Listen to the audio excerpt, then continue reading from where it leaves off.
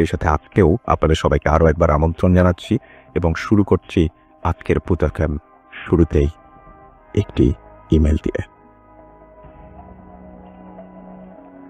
যেভাবে লিখেছেন আমি সেভাবেই পড়ছি। আসসালামু আলাইকুম, আমি হায়দার রাব্বি মংলা বাগেরহাট থেকে বাস্তব ঘটে যাওয়া এই ঘটনাটা লিখছি। তারপরে তিনি তার মোবাইল নাম্বার শেয়ার করছেন। আমার অবস্থান স্টুডিও থেকে অনেক দূরে হওয়ায় সরাসরি উপস্থিত হয়ে বলা সম্ভব না, তাই ইমেইলের আশ্রয় নিচ্ছি। পড়ে শোনালে আনন্দিত হব। ইদানিং অদ্ভুত কর্মকাণ্ডই হচ্ছে আমার সাথে, যা পরে আবার লিখে পাঠাবো। সরাসরি ঘটনায় যাই। টিউশন জীবনের সাথে কিভাবে যেন মিলেমিশে একাকার হয়ে গিয়েছে। স্টুডেন্টদের স্কুল টাইম শেষ হওয়ার সাথে সাথেই আমার টাইম শুরু হয়। 5টা টিউশন করাই। বিকাল 3টা থেকে রাত 10টা, 10:30 পর্যন্ত চলতেই থাকে। ক্লাস 8-এর একটা, 9-এর সায়েন্সের 2টা, SST ক্যান্ডিডেট সায়েন্সের 2টা। রাত 8:30টায় সায়েন্সের 9-এর যে স্টুডেন্ট তার বাসায় যেতে হয় পড়াতে, যার বাসা খানিকটা দূরে। যাওয়ার পথে পিচি ঢালা রাস্তা শেষ করে শুরু হয় ইটের রাস্তা, যার অপোজিট সাইডে বিশাল এক নিঝুম দিঘি। এই রাস্তাটা দিয়ে গেলে দ্রুত যাওয়া যায়, তাই এটা দিয়েই যাই। এটা ছাড়া আরো 2-3টা রাস্তা সেটাও যাওয়া যায়, কিন্তু মজার ব্যাপার হলো এই রাস্তাটাই সবচেয়ে ভয়ঙ্কর। কেউ সন্ধ্যার পরে এখান দিয়ে যাওয়া আসা করে না। কিন্তু আমার ভূত বা প্রেতাত্মা বা সামথিং এলস, এগুলোতে কোনো বিশ্বাস নেই। জিনপুরীর অস্তিত্ব আমি স্বীকার করলেও এসব মানি না। মংলা পৌরসভাটা উন্নত গ্রাম্য না বললেই চলে।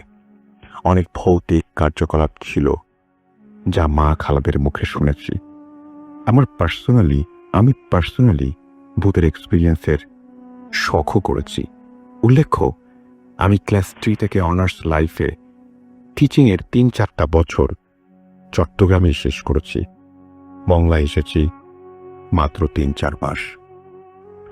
মূল ঘটনায় যাই। যে নিঝুম রাতের কথাটা বললাম, সেখানে সর্বমোট 3টা মোড় আছে। দ্বিতীয় মোড়ের ল্যাম্পপোস্টটায় বাতি প্রতি রাতেই নিভে, জলে জলে নিভে। আমি প্রতিদিন যাওয়ার সময় ভাবি, এটা কেউ কেন ঠিক করে না? ওটা শেষ করে মোড়টা ঘুরলেই যে রাস্তাটা আসে তা সম্পূর্ণ নিভৃত, নীরব, অন্ধকারাচ্ছন্ন। এক পাশে দেয়াল, অন্য পাশে নিশ্চুপ বাড়ির ব্যাক সাইড। গত 3-4 দিন ধরেই বৃষ্টি হওয়ায় রাস্তায় পানিও জমেছে। গত রাতে যাওয়ার সময় ভাবছি, লাইটটা ঠিক করলে কেমন হয়। সাথে সাথে মাথায় আসলো, নাই টেস্টার, নাই টেপ, কিভাবে ঠিক করব? তাও দেয়ালটায় হাত দিয়ে দেয়ালের ওপরে ওঠার চেষ্টা চালালাম, কিন্তু আশ্চর্যজনক বিষয়, তখনই লাইটটা একদম নিভে গেল। ব্যাপারটা বুঝলাম না। আমি ঝটকা খেয়ে নেমে দাঁড়ালাম। পদার্থবিজ্ঞানের কোনো থিওরির সাথেই এটা চায় না। আর আমি ইট স্পর্শের সাথে সাথেই লাইটটা জ্বলে উঠল। আমি প্রশান্তির নিঃশ্বাস ছেড়ে আবার হাঁটা শুরু করলাম। যেহেতু আমার ফিরতে 5:30টারও বেশি হয়, তাই অপেক্ষাকৃতভাবে রাস্তার আরও বেশি অজানা আর নিভৃত মনে হয়। তাও আয়াতুল কুরসি, সূরা নাস, সূরা ফালাক তেলাওয়াত করে মনে মনে বিভিন্ন দোয়া দরুদ পাঠ করতে করতে মোবাইলের ফ্ল্যাশ অন করে হেঁটে আসি। কারণ নিজের উপার্জিত অর্থে যদি ভালো থাকতে পারি, সেটাই সর্বোত্তম। আজও সেই একই রাস্তা দিয়ে সেই স্টুডেন্ট শুভকে পড়াতে যাচ্ছি। সারাটা দিনই বাজেভাবে কাটল। দুপুরে বাসায় ঝগড়া হলো, তাই মেজাজ খারাপ। সেজন্য অন্যমনস্ক ছিলাম। অন্যদিন শুভর বাসায় পৌঁছাতে 10-12 মিনিট লাগে। আজ সেখানে 19 মিনিটেও পৌঁছালাম না। সেই ল্যাম্পপোস্টের নিচে এসে দাঁড়ালাম। আজ বাতিটা একদমই চলছে না। রোড লাইট, তার উপর এডুকেটেড এরিয়ার, তাছাড়াও অন্য সবগুলো জ্বলছে, কিন্তু ওটা চলছে না কেন? খটকা লাগলো। এমনিতেই মেজাজ ভালো না, মানসিক অবস্থাও খারাপ, তাই ভাবলাম আজ অন্য কিছু করব। বেশ উঁচু দেয়ালটায় উঠলাম। ল্যাম্পপোস্টার সমস্যা জানার প্রচেষ্টায় উঠেই দেয়ালের অন্য পাশে দেখলাম এত অন্ধকার মেবি আদি কখনো দেখিনি। একটা দোতলায় বাড়ির বাতি জ্বলছে, সেটা স্পষ্ট হয়ে ফুটে উঠছে, কিন্তু চারপাশে দেখে মনে হচ্ছে এটা পরিত্যক্ত। কিন্তু এটাও ভাবছি যে পরিত্যক্ত বাড়িতে লাইট জ্বালাবে কে? তাই সিওরিটি পেলাম না বাড়িতে কার বসবাস। একবার ভেবেছিলাম লাফ দিয়ে নামবো, ফের ভাবলাম চোর ভেবে যদি কেউ মার দেয়, তাই দেয়াল থেকে নেমে গেলাম। আমি যেই ইটের রাস্তায় নামলাম সেই আপনা আপনি পাখিটা জ্বলে উঠল। ব্যাপারটা বিস্ময়কর। ভয় পাচ্ছিলাম না, বাট যথেষ্ট কৌতূহলী হয়ে উঠলাম। তাই ভাবলাম আজ গিয়ে শুভকে জিজ্ঞেস করব। 3-4 মিনিট হেঁটে শুভের বাসায় পৌঁছালাম। পদার্থবিজ্ঞানের 2টা সৃজনশীলের সমাধান করিয়ে ওকে জিজ্ঞেস করে জানলাম যা তা আমারই বিশ্বাস হয়, যদিও ওকে বুঝতে দেয়নি। শুভ বলছিল, স্যার ওই বাড়িটা তো কেউ থাকেই না। আমার বুদ্ধি হবার পর থেকেই দেখছি ওখানে ভয়ে কেউ যায় না। কোনো ভয়, কেন ভয় পায় বা কিসে ভয় পায় তাও জানি না। আমি জিজ্ঞেস করলাম, তুমি কখনো চেষ্টা করোনি? ও বলল, না স্যার, আমার ওইসব শখ নেই। স্যার আপনি ওইটার পেছনের রাস্তা দিয়ে আসেন, ভয় লাগে না? না বলেই উত্তর দিয়ে আবারও পড়ানো শুরু করলাম। এসবের পর একটাই কথা মনে হলো। আমি দেখলাম লাইট জ্বলে। ও বলল কেউ থাকে না অনেক বছর। বিশ্বাসই হলো না, তাই আরো আগ্রহী হলাম ওটার ভেতরে যাওয়ার জন্য, কিন্তু আজ না। তাই বলে গোসল করতে গিয়ে পুকুর ঘাটে পা পিচিতে পড়ে গিয়ে বুকে হাতে বেশ ব্যথা পেয়েছি। শুভকে পড়িয়ে বের হয়েই শুকনো জায়গায় হোঁচট খেলাম। দিন রাত 2টাই বাজে কাটছে। ইচ্ছে করছে না বাসায় ফিরে যাই, তবু মানুষরা ইচ্ছের বিরুদ্ধে অনেক কিছুই করে বা করতে বাধ্য হয়। গত 17 তারিখ, অর্থাৎ 17-9-19 সেই ইটের রাস্তায় প্রবেশের সাথে সাথেই বুঝলাম নোংরা কচুরিপানায় ভর্তি দিঘিটা কিছু একটা চলাচল করছে। বেশ কিছুক্ষণ ব্যাপারটা বোঝার চেষ্টা করলাম, কিন্তু কিছুই চক্ষুগোচর হলো না আমার। ফের হাঁটা শুরু করলাম ছাত্রের বাড়ির দিকে। কিছুক্ষণ হাঁটার পর প্রথম মোড়টাতেই গাছের ওপর কিছুটা আওয়াজ পেলাম। ফ্ল্যাশ লাইট জ্বালিয়ে ওর দিকে তাকাতেই একটা তরতাজা ডাল আমার সামনে এসে পড়ল। এত রাতে বাদুর বা অন্য কোনো বিরাট আকৃতির পাখি ছাড়া আর কেউ এটা করবে না বিশ্বাস নিয়ে ফের হাঁটলাম। ওই ল্যাম্পপোস্টের কাছে যেতেই ল্যাম্পপোস্টের দেখি যে আলো নেই। দেয়ালে উঠে ভেতরে পরিত্যক্ত বাড়িটার দিকে তাকিয়ে দেখলাম ওখানেও আলো নেই। ইলেকট্রিসিটি আছে কিনা নিশ্চিত হতে এদিক ওদিক তাকালাম, না, সব ঠিক আছে, শুধু এখানেই গোলমাল। পড়াতে যাওয়ার দেরি হচ্ছে দেখে দেয়াল থেকে নামলাম, কিন্তু এখন খানিকটা বিস্মিত, কারণ ল্যাম্পপোস্টের বাতি জ্বলে উঠছে দেখে। আমার মধ্যে খটকা লাগায় আবারও দেয়ালে উঠলাম। দেখলাম বাড়িটা আলো চলছে। নিজের শরীরটা ঘামাচ্ছে, অথচ তখন ঝিরঝির বৃষ্টি হচ্ছিল, যা গায়ে লাগে না বললেই চলে। তবে আমার তখন মাথা ঘামানোর কোনো মানেই নেই। 20-9-19 দিনের বেলা ওখানে গেলাম, কিন্তু কিছু বুঝে উঠতে পারলাম না। মুরব্বী একজনের সাথে সব বললাম। উনি বলেন, বাবা এত সাহস দেখিয়েন না, রাস্তা দিয়ে এইটা ছেড়ে অন্য রাস্তা দিয়ে এসেন। আমি আচ্ছা কাকা বলে সায় দিলাম ঠিকই, কিন্তু আমার কৌতূহল ওনার কথার পরে আরো দ্বিগুণ বেড়ে গেল। আপাতত এইটুকুই ছিল, সামনে কিছু ঘটলে অবশ্যই আবার লিখব। বিশ্বাস করা বা না করাটা আপনাদের ব্যাপার। ঘটনাটা শেষ হয়নি, বরং বলতে পারি শুরু হয়েছে।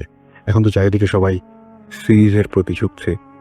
দেখা যাক পরবর্তী ঘটনার জন্য আপনাদের একটু অপেক্ষায় থাকতে হবে।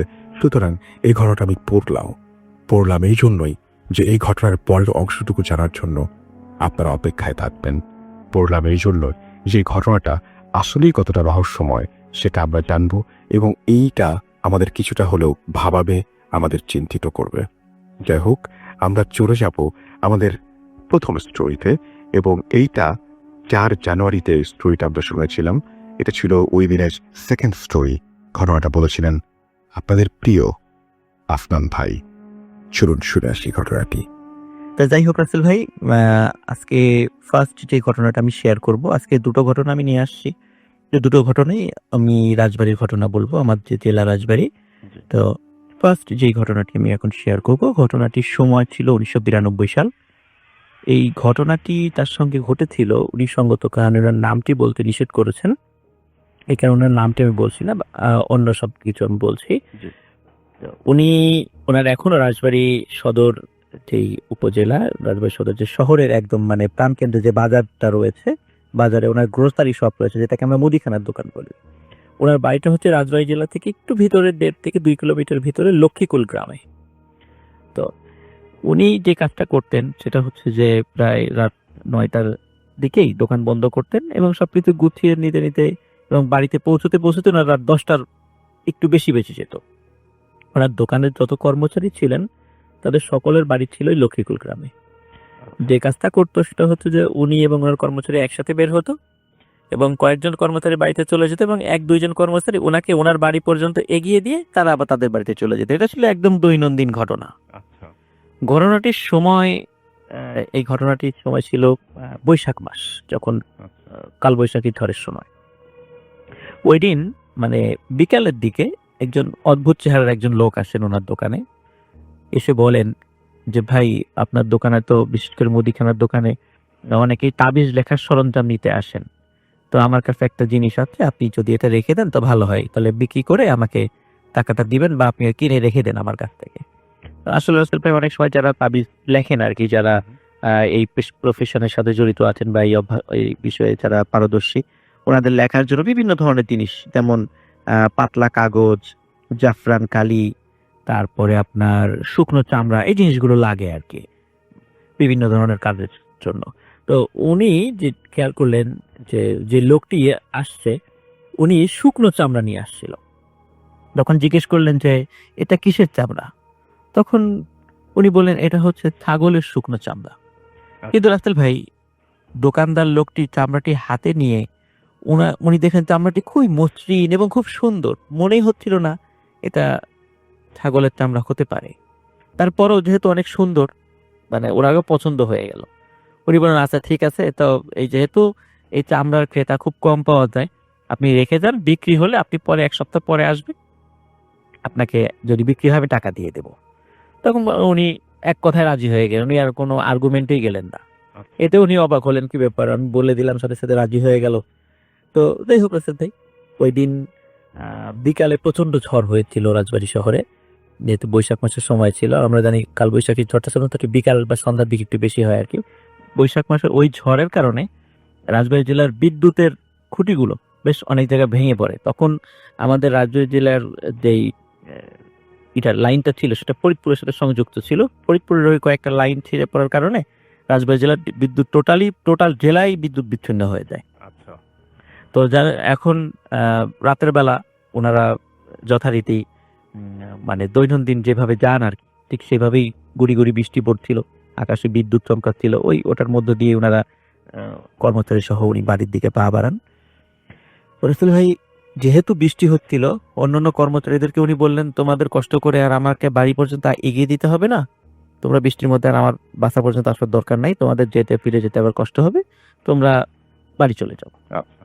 তখন উনি ওনার কর্মচারীদেরকে বাড়িতে পাঠিয়ে দিয়ে উনি নিজেই মানে ওনার বাড়ির দিকে হাঁটা শুরু করলেন। ওনার বাড়ির এরিয়াটা ছিল একটু বড় এলাকা নিয়ে, বড় জায়গা নিয়ে, যেহেতু ওনার অবস্থা ভালো ছিল, বাড়ির চারপাশে বড় একটা পুকুর ছিল বাড়ির পাশে। আর রাসেল ভাই, ওনার বাড়িটা যেহেতু লক্ষ্মীকুল গ্রামে ছিল, লক্ষ্মীকুল গ্রামে বেশ পুরাতন, বিশেষ করে রাজবাড়ী জেলা যেই রাজার নামে হয়েছে, রাজা সূর্য কুমারের নামে, তো ওনার একটা অনেক পুরাতন রাজবাড়ি এক সময় ওখানে ছিল এবং এখনো বড় বড় কয়েকটা পুকুর আছে। সেই পুকুর নিয়েও অনেক কাহিনী প্রচলিত আছে, অন্য কোনো সময় হয়তো বা সেগুলো আমি শেয়ার করব। তো রাসেল ভাই ওই পুকুরগুলো পার হয়ে ওনাদের বাড়ি আরো ভেতরে যেতে হয় আর কি। তো উনি যখন যাচ্ছিলেন ওনার হাতে কিন্তু টর্চ ছিল, ওই সময় যে 5 ব্যাটারির টর্চ যেটা আমরা বলি অনেক সময়, ওই সময় এখনকার মতো তো চার্জার এই মানে টর্চ ওই সময় ছিল না। তো উনি ওনার বাড়ির দিকে যখন যাচ্ছিলেন, তো যেহেতু বৃষ্টি হয়েছে তখন উনি ওনার বাসার কাছাকাছি যখন এসেছেন, বাড়ির আগেই ওনার পুকুরটা পড়ে, তখন উনি খেয়াল করলেন যে পুকুর থেকে মাছ উঠে এসেছে। আমরা কিন্তু রাসেল ভাই যে বৃষ্টির সময় দেখি যে শোল মাছ, টাকি মাছ, কই মাছ এগুলো অনেক সময় পানির স্রোতে উঠে আসে, ডাঙায় উঠে আসে আর কি। এটা আমি ছোটবেলায় আমি এগুলো ধরেছি, খুব মজা পেতাম আর কি। তো উনি রাতের বেলা এই দৃশ্যটা উনি দেখেন যে বেশ বড় আকৃতির, ওনার কাছে দেখে মনে হচ্ছিল শোল মাছ। উনি আবার কি করলেন, টর্চ লাইটটা জ্বালানোর চেষ্টা করেন। তো অদ্ভুত ব্যাপার রাসেল ভাই, ওনার টর্চ লাইটে ব্যাটারিগুলো ছিল, সবগুলো ব্যাটারি চার্জ ছিল, কিন্তু ওনার টর্চ লাইটটা কোনো একটা কারণে জ্বলছিল না, ওই মোমেন্টে জ্বলছিল না। তো উনি চিন্তা করলেন যে কি ব্যাপার, জ্বলছে না কেন, কোনো একটা সমস্যা হতেই পারে। এই চিন্তা করে উনি আর টর্চ লাইটের দিকে মানে মনোযোগ না দিয়ে উনি চিন্তা করলেন যে মাছগুলো যেহেতু আমার সামনে আছে, আমার কাছে তো একটা ব্যাগ আছে, আমি ব্যাগের মধ্যে মাছগুলো একটু উঠিয়ে নেই, ভরে নিয়ে যাই আর কি। তো যেই ভাবা সেই কাজ, উনি বেশ 10-12টা মাছ উনি ওর ভিতরে উঠানোর পরে তো উনি বাড়িতে চলে যান। বাড়িতে যাওয়ার পরে ওনার স্ত্রীকে বলেন যে এই মাছগুলো রান্নাঘরে নিয়ে রেখে দিতে, সম্ভব হলে এখনই সেগুলো কুটে ফেলতে। এখন আসল ভাই উনি ওনার স্ত্রীর কাছে মাছের ব্যাগটি দিয়ে উনি যখন ওনার রুমে প্রবেশ করেন এবং যখন একটু ড্রেস চেঞ্জ করছিলেন, কিছুটা ভিজে গেছিলেন যেহেতু বৃষ্টিতে, হঠাৎ রান্নাঘর থেকে মানে প্রচন্ড শব্দে ওনার স্ত্রীর এক আর্তনাদ ভেসে আসে ওনার কানে, এবং বাড়ির অন্য সদস্যরা মিলেও দৌড়ে রান্নাঘরের দিকে ছুটে যান। দেখেন যে ওনার স্ত্রী চেঞ্জলেস হয়ে পড়ে আছে, এবং যে ব্যাগটা, মাছের ব্যাগটা ছিল, সেই ব্যাগে একটি মাছও নেই। তখন সবাই মিলে তাড়াতাড়ি করে ওনার স্ত্রীকে মানে পারিচিতা দিয়ে বিভিন্ন প্রক্রিয়া করে ওনার স্ত্রীর জ্ঞান ফিরানো হয়। তো স্ত্রীর জ্ঞান ফিরানোর পরে তখন তাকে জিজ্ঞেস করা হয় আসলে ঘটনাটি কি ঘটেছিল। তখন ওনার স্ত্রী বলেন যে উনি মাছের ব্যাগটি নিয়ে যখন রান্নাঘরে এসেছেন এবং একটি একটি করে মাছ বের করবেন এই চিন্তা করে মনে করেন যে কেবল মানে একটা হাত মানে ব্যাগের মধ্যে দিয়েছেন, হঠাৎ করে ওনার মনে হয়েছে কেউ যেন খপ করে ওনার হাতটা চেপে ধরেছে। আচ্ছা, তখন উনি চিন্তা করেছেন যে হয়তোবা কোনো মাছ হয়তোবা আমাকে মানে কামড় দিয়েছে। এই চিন্তা করে উনি ব্যাগের মুখটা খুলে দেখতে গিয়েছেন আসলে কি হলো। যখনই রাসেল ভাই উনি ব্যাগের মুখটি খুলেছেন, দেখে যে ওখানে একটি মাছও তো নাই, বরং সেখানে রয়েছে বাচ্চাদের মানে আঙ্গুলের মাথা থেকে শুরু করে কনুই পর্যন্ত এই হাত, কাটা হাত, প্রায় 15-16টা কাটা হাত ওই ব্যাগের মধ্যে রয়েছে, এবং ওই একটা হাতই খপ করে ওনার হাতটা চেপে ধরেছে। আচ্ছা, তখন উনি ওই দৃশ্য দেখে সাথে সাথে সেন্সলেস হয়ে পড়ে যান চিৎকার করে। মানে এতটুকুই ওনার মনে আছে, পরে আর কিছু মনে নাই। পরে এসে আর কোনো মাছ তো ছিলই না। তখন সবাই বললেন যে রাতের বেলা এভাবে মাছ নিয়ে আসতে হয় না, মাছ নিয়ে আসলে এরকম ভয়ঙ্কর কিছু হতে পারে। সবাই মানে এইভাবে ওই যে দোকানদার যেই আঙ্কেল আর কি, ওনাকে একটু ভৎসনা করলেন। উনি চিন্তা করলেন হয়তো এরকম একটা ঘটনা হয়ে গেছে, প্যারানরমাল একটা ঘটনা, এই ঘটনা এখানেই শেষ, উনি এটাই মনে করেছিলেন। রাসেল ভাই, এটা ছিল সবে শুরু মাত্র।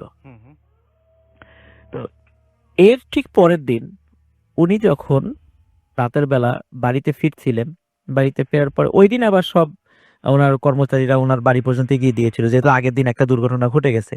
এদের ওই দিন একদম বাড়ি পর্যন্ত এগিয়ে দিয়ে গেছে। কিন্তু বাড়ি পর্যন্ত এগিয়ে দেওয়ার পর উনি যখন বাড়ির বাইরের টিনের গেট ছিল, টিনের গেটটা খুলে যখনই ভিতরে ঢুকেছেন, দেখে উঠোনে 15-20টা বাচ্চা খেলাধুলা করছে। আচ্ছা, এবং অদ্ভুত ব্যাপার হলো ওই বাচ্চাগুলো সবার মাথা অস্বাভাবিক রকমের বড় এবং চ্যাপ্টা প্রকৃতির, এবং ওই সময় মানে চাঁদের আলো, যেহেতু মানে ঝড়ের সময় চাঁদের আলো ওই সময় ছিল না, একটু বিদ্যুৎ চমকাচ্ছিল। বিদ্যুৎ চমকার আলোতে উনি যতটুকু দেখলেন সেটা হচ্ছে যে প্রত্যেকের চেহারা খুবই অদ্ভুত প্রকৃতির, ও সবার চোখগুলো অনেক বড় বড়। তো উনি দৃশ্য দেখে কিছুটা একটু ভয় পেলেন এবং চিন্তা করেন যে এই ধরনের বাচ্চা তো আমাদের গ্রামে আমি কখনো দেখেছি বলে মনে পড়ে না। তখন উনি জিজ্ঞেস করেন, এই তোমরা কারা? যখনই এভাবে বলেছে, সবাই ওই বাচ্চা 15-20টা বাচ্চা সবাই দৌড় দিয়ে, মানে মনে হলো মানে বেড়া টপকিয়ে লাফিয়ে লাফিয়ে বেড়া টপকিয়ে চলে গেল ওই পাশে, এবং ঘন অন্ধকার ছিল, ওই পাশে জঙ্গল ছিল, কিন্তু ওরা কোথায় গেল? উনি এটা দেখে খুব মানে ভয় পেয়ে গেলেন। ওর সাথে সাথে তাড়াতাড়ি টর্চ নিয়ে বের হলেন, ওর হাতে টর্চ ছিল, তখন টর্চ জ্বালিয়ে জঙ্গলের দিকে খেয়াল করলেন যে ওখানে কিচ্ছু নাই। ওই চিন্তা করলেন কি ব্যাপার, এত তাড়াতাড়ি বাচ্চাগুলো কোথায় গেল? তখন উনি চিন্তা করলেন যে আসলে আমাদের বাড়িতে হচ্ছে নাকি, গতকালকে এই ঘটনা ঘটলো, আজকে এটা। তো উনি চিন্তা করেন হয়তো বা কোনো বাচ্চা আসতেও পারে। তো উনি আবার ওনার বাড়িতে ওনার স্ত্রীকে বললেন, বাড়ির অন্য সদস্যদেরকে বললেন যে এখানে বাচ্চা খেলাধুলা করছো, তোমরা দেখেছো কি?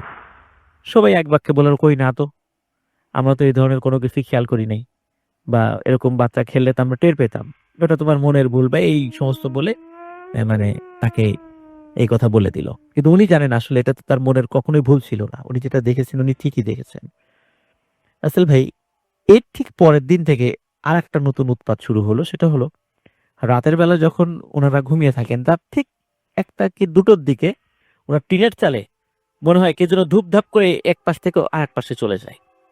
তখন স্বাভাবিকভাবে আসলে গ্রামে কিন্তু ওই যে এক ধরনের প্রাণী আছে যেগুলাকে আমরা মানে শুদ্ধ বাংলায় যেটাকে আমরা গন্ধগোকুল বলি, আর আঞ্চলিক ভাষায় বিভিন্ন জায়গায় বিভিন্ন নামে ডাকে। কোনো অঞ্চলে খাটাস, কোনো অঞ্চলে নেইল, এই ধরনের শব্দে এই প্রাণী ডেকে থাকে।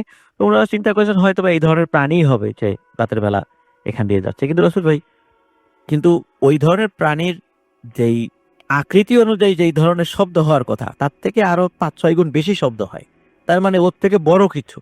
তো ওনারা 1-2 দিন এটা মানে মানে অবজারভেশন করার পর ওনারা চিন্তা করেন আমরা একটু যখনই শব্দ হয় বাইরে গিয়ে দেখবো জিনিসটা কি। একদিন আসল ভাই মানে 3 দিনের দিন যখন এই মানে 2 দিন অবজারভেশন করার পরে তৃতীয় দিন যখন রাতে যখনই শব্দ শুনেছে, ওনারা বাড়ির 3-4 জন সদস্য দৌড়িয়ে দরজা খুলে বাইরে এসে যখন রাসেল ভাই টর্চ জ্বালিয়েছে, তখন দেখে যে একটা ছোট্ট বাচ্চা টিনের চালের এই মাথা থেকে ও মাথা দৌড়ে চলে গেল। এই দৃশ্য দেখার পরে সবাই বুঝে ফেললো যে আসলে তাদের বাড়িতে যেই ঘটনাটা ঘটে চলছে এটা এটা স্বাভাবিক কোনো কিছু নয়, এটা কোনো কাকতালীয় ব্যাপার নয়, এটা মানে নিয়মিতভাবে ঘটে চলছে, এবং নিশ্চয়ই কোনো কারণ আছে এই ঘটনাটা ঘটার পিছনে। কিন্তু এই কারণটা যে কি কিছুতেই মানে কেউ এটা ফাইন্ড আউট করতে পারছিল না। তো একদিন রাসেল ভাই যেটা হলো সেটা হলো যে ওনার দোকানে একজন হুজুর আসলেন। হুজুর এসে বললেন যে তোমার কাছে শুকনো চামড়া হবে, তাবিজ লেখার জন্য আমার লাগবে। তখন উনি চিন্তা করলেন যাকে কয়েকদিন পরে কিছুদিন পরে তোমার পাওয়া গেছে। তো ওনাকে বললেন হ্যাঁ আছে, খুব ভালো চামড়া আছে। তখন তাকে উনি ওটা দেন, এবং হুজুর ওটা নিয়ে বেশ খানিকক্ষণ মানে হাতে নাড়াচাড়া করেন, বলেন যে এটা কিসের চামড়া? তখন বললেন কেন, এটা তো খাসির চামড়া, খাসির শুকনো চামড়া। তখন বললেন এটা খাসির চামড়া, আমি তো এর আগেও অনেক চামড়ায় আমি তাবিজ লিখেছি, কই এরকম এত সুন্দর মসৃণ তো খাসির চামড়া আমি তো কখনো পাইনি। তো যাই হোক, তুমি এটা দিয়েছো, এটা খুবই ভালো হয়েছে, তো আমি এটা নিয়ে যাচ্ছি। তো ভালো মানে যেই দামই বলেছেন ওনার হুজুরের খুব পছন্দ হয় জিনিসটা, এই জন্য দাম নিয়ে উনি কোনো কার্পণ্য করেন নাই, দামটা দিয়ে উনি নিয়ে চলে গেছে। আচ্ছা, কিন্তু রাসেল ভাই পরের দিন সকালবেলা ওই হুজুর হন্তদন্ত হয়ে ওনার দোকানে ফিরে আসে, বলছে যে আচ্ছা সত্যি করে বলো তো এই চামড়া তুমি কোথায় পেয়েছো? তখন বলে যে কেন, এটা জেনে আপনার কি দরকার? কারণ না, বড় দরকার আছে, কারণ এটা নিয়ে আমার সাথে একটা ভয়ঙ্কর ঘটনা ঘটে গেছে। তখন বলে কি ঘটেছে? তখন বলে যে রাত্রে উনি যখন ওই চামড়ার উপরে মানে তাবিজ লেখা শুরু করেছেন, উনি মানে ফিল করছিলেন যে ওনার আশেপাশে মানে মনে হচ্ছে অনেক কেউ দৌড়াদৌড়ি করছে, ছোট বাচ্চা দৌড়ালে যেরকম শব্দ এরকম কেউ দৌড়াদৌড়ি করছে। তখন উনি চিন্তা করলেন যেহেতু উনি তাবিজ লেখেন, অনেক সময় জিন ভূত তাড়ান, এই জন্য হয়তো বা কোনো দুষ্ট জিন ওনাকে ডিস্টার্ব করছে, উনি এই চিন্তা করেন না, এটা চিন্তা করে এমনি নর্মালি দোয়া পরে উনি ফু দেন। এখন এরপরে রাসেল ভাই মানে ওই হুজুর যখন তাবিজ লেখা চালিয়ে যাচ্ছিলেন, হঠাৎ করে ওনার ঘাড়ে মানে প্রচন্ড একটা কামড় উনি অনুভব করেন, যে হঠাৎ করে ওনার ঘাড়ে প্রচন্ড কামড়, এবং উনি ওই কামড়ের যন্ত্রণা সহ্য করতে না পেরে সেন্সলেস হয়ে পড়ে যান। পরবর্তী সময় ওনার যখন ঘুম ভাঙে তখন ওনার ঘাড়ে ওই যখন দাগটা উনি আয়নায় দেখেন এবং পরিবারের অন্য সদস্যরা যখন দেখেন, তখন মনে হচ্ছিল ছোট বাচ্চা কামড় দিলে যেরকম দাগ হয়ে যায় ওই রকম ছোট দাঁতের কামড় সেগুলো। এবং এর কারণে উনি পরবর্তীতে হন্তদন্ত হয়ে ফিরে আসেন যে আমার কখনো এরকম ঘটনা ঘটে নাই, আজকে তোমার এই চামড়া লেখার সময় কেন এই ধরনের ঘটনাগুলো, সত্যি করে বলো এই চামড়া তুমি কোথায় পেয়েছো? তখন উনি বলেন যে সব খুলে বলেন, যেরকম একজন লোক আসছিল উনি সেটা দিয়ে গেছেন, এর বাইরে আমি আর কোনো কিছু বলতে পারবো না, কিন্তু চামড়াটা রাখার পরে আমার ফ্যামিলিতেও এই ধরনের ঘটনা ঘটছিল। আচ্ছা। তখন ওই হুজুর বলেন যে এই চামড়া মোট তুমি এক্ষুনি দোকান থেকে সরিয়ে ফেলো এবং এটি নদীতে গিয়ে ফেলে দাও। আসলে ভাই আমাদের রাজবাড়ী শহর থেকে 1 কিলোমিটার, 1 থেকে 1.5 কিলোমিটার দূরে পদ্মা নদী রয়েছে। তখন উনি যেটা করেন, উনি ওই হুজুরের কথা শুনে ওই চামড়াটি উনি নদীতে গিয়ে ফেলে দেন। তো ফেলে দেওয়ার পরে আসলে ভাই আরেকটা কথা আমি বলতে ভুলে গেছি, সেটা হচ্ছে যে ওই চামড়াটা রাখার পরে ওনার দোকানের বেচা কেনা অস্বাভাবিক রকমের কমে গিয়েছিল। আচ্ছা। মানে ওনার দোকানে দেখে কোনো মানে রেগুলার যারা কাস্টমার তারাও অন্য দোকান থেকে মাল কিনছে, কিন্তু ওনার দোকানে কেন জানে আসছে না। আচ্ছা। তো উনিও খুব অবাক হচ্ছিলেন, কি ব্যাপার, মানে আমার দোকানে কেউ আসছে না কেন। তো এটা উনি একটু সন্দেহের মধ্যে ছিলেন যে কেন আমার দোকানে লোক হচ্ছে না কেন। তো যাই হোক, কি ভাই উনি যখন চামড়াটি ফেলে দিলেন, এরপর থেকে ওনার বাড়িতে এই যে এই চালের উপর যে শব্দ বা এই ধরনের কোনো প্যারানর্মাল বিষয়গুলো বন্ধ হয়ে যায়। হুম। তো উনি চিন্তা করেন যাক ঝামেলা গেছে, আপদ বিদায় হয়েছে।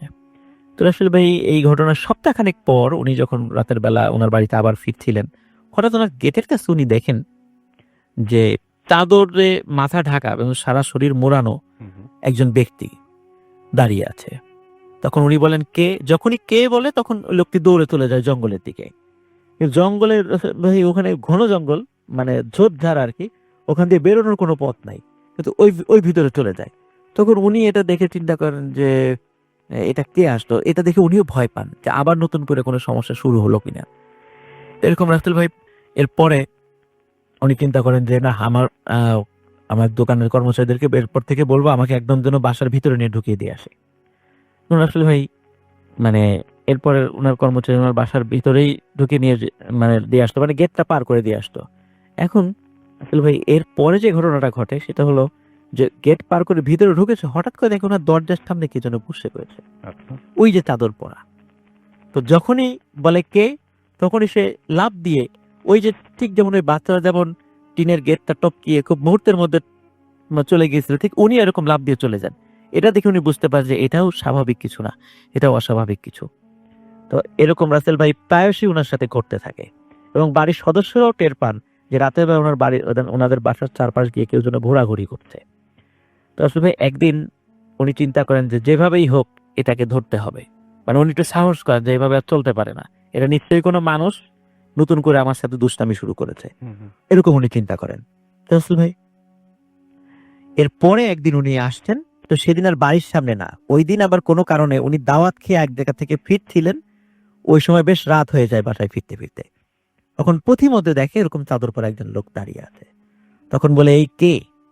তখন ওই চাদর পরা লোকটি তখন আর পালায় না, তখন আস্তে আস্তে সামনে এগিয়ে আসে। সামনে এগিয়ে এসে বলে, সামনে এগিয়ে এসে ওনার চাদরের মানে চাদরটা ওনার মাথা থেকে সরিয়ে ফেলে।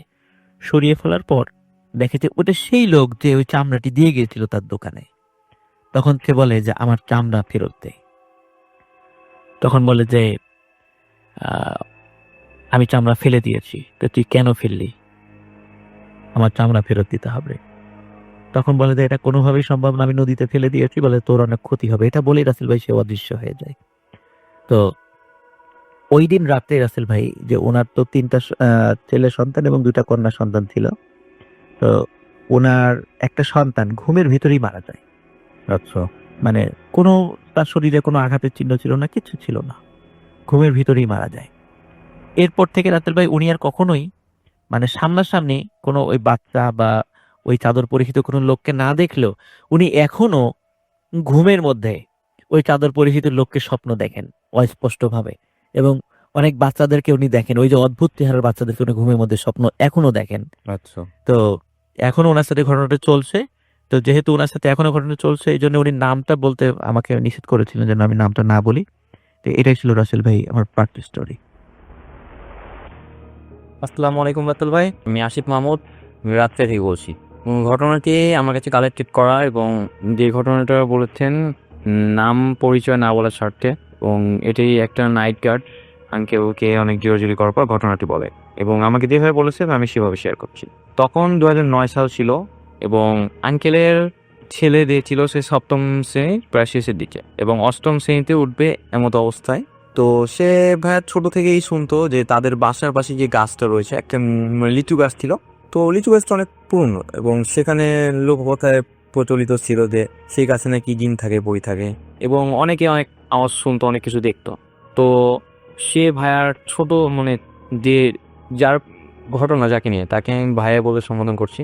তো সে ভাইয়া ছোট থেকে মানে এটা নিয়ে কৌতূহল, তো সে দেখবে। তো একদিন কি করে বসে তার কৌতূহলটা একেবারে চূড়ান্ত পর্যায়ে চলে যায় এবং সে একটি মানে আমরা যে তরকারি কাটা যেটা ব্যবহার করি হাইসা টাইপের বটি টাইপের, তো সেটা নিয়ে এই লিচু গাছের একটা ডাল এলো পাতাটি কোপাতে থাকে। কোপানোর পরে কি হয়েছিল কি যে গাছটিতে একটা লাল বর্ণের তল নিষ্পৃত হয় এবং সে বাসায় চলে আসে। ঘটনাটি তার বাসায় জানতে পারে এবং তাকে বকাঝকা করে আর কি। তো ঘটনাটা শুরু হয়েছে কিছুদিন পর থেকে এবং হঠাৎ করে সে ভাইয়ার আচরণটা উগ্র হয়ে যায় এবং পাগলের মতো বিহেভ করতে থাকে। যেমন তখন শীতকাল ছিল, সে জামা পরতো না, একেবারে মানে পাগল টাইপের হয়ে যেত।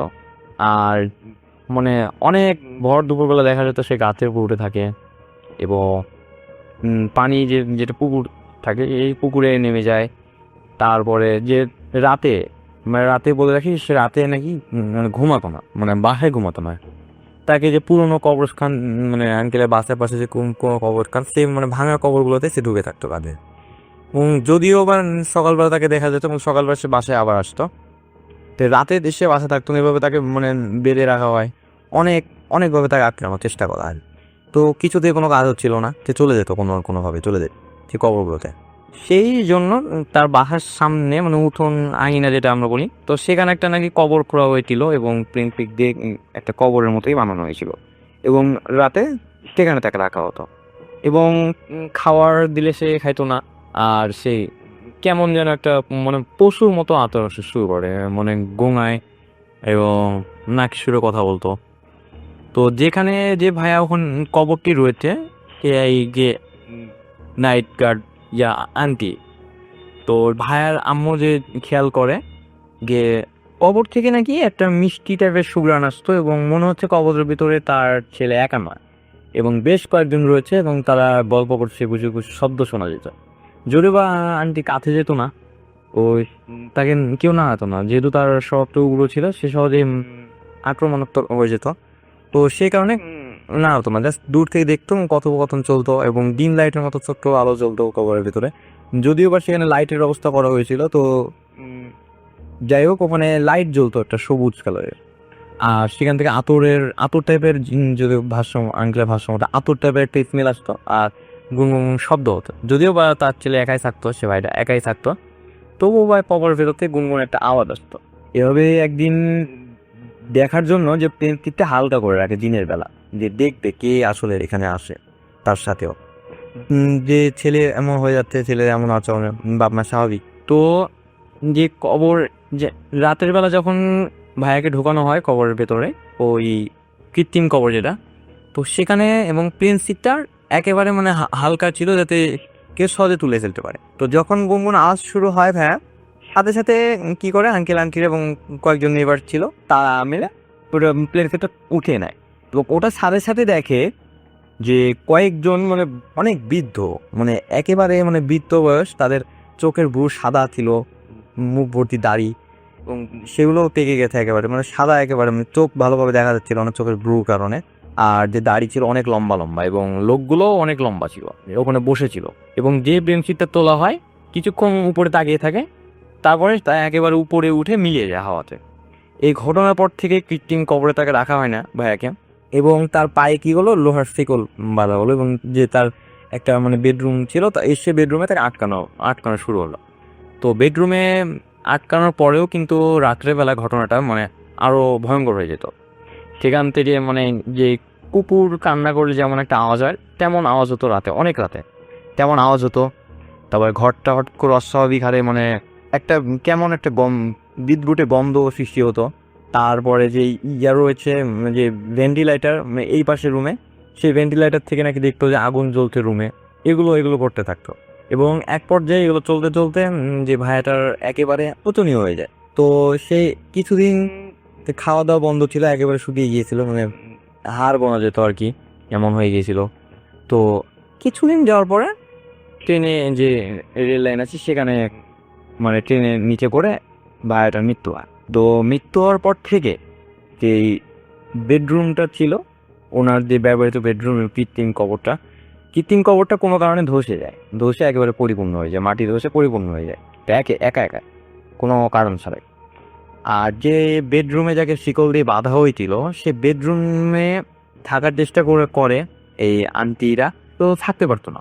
মানে কেউ একজন হঠাৎ উপরে ঝুলতো, মানে সিলিং যেটা ছিল সিলিংয়ে ঝুলতো, তারপরে যে একা শুয়ে আছে এমন অবস্থায় মনে হচ্ছে রুমে কে হাঁটাহাঁটি করছে, কারো উপস্থিতি রয়েছে। আর বেশ রুমটা একেবারে ঠান্ডা হয়ে যায়, মানে এয়ার কন্ডিশনার চললাম না যে মানে 18 20 or 18 ডে টেলটেস্টালে যেমন হয় তেমন নাকি হয়ে যেত, বেশ শীতল থাকতো রুমটা।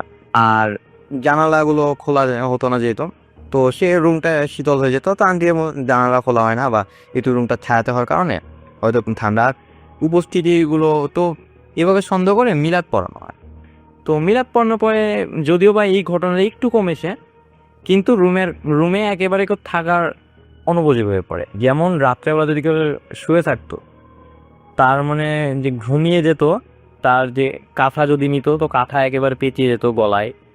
তারপরে কে যেন কানের কাছে মানে মুখ এনে ফিটফিট শব্দ, এগুলো আছে। তারপরে পা টানবে, আর এসব হতো। এই ঘটনাগুলো, তো যে আন্টি বলে যে আঙ্কেলও বলে যে ওনার ছেলে ছিল, কিন্তু এই ঘটনাগুলো মানে যদিও বা কোনো মিল থাকতো তো কোনো ছেলে কোনো ঘটনা করতো, কিন্তু সেগুলো কোনো মেয়ে টিগার দেখা যেত।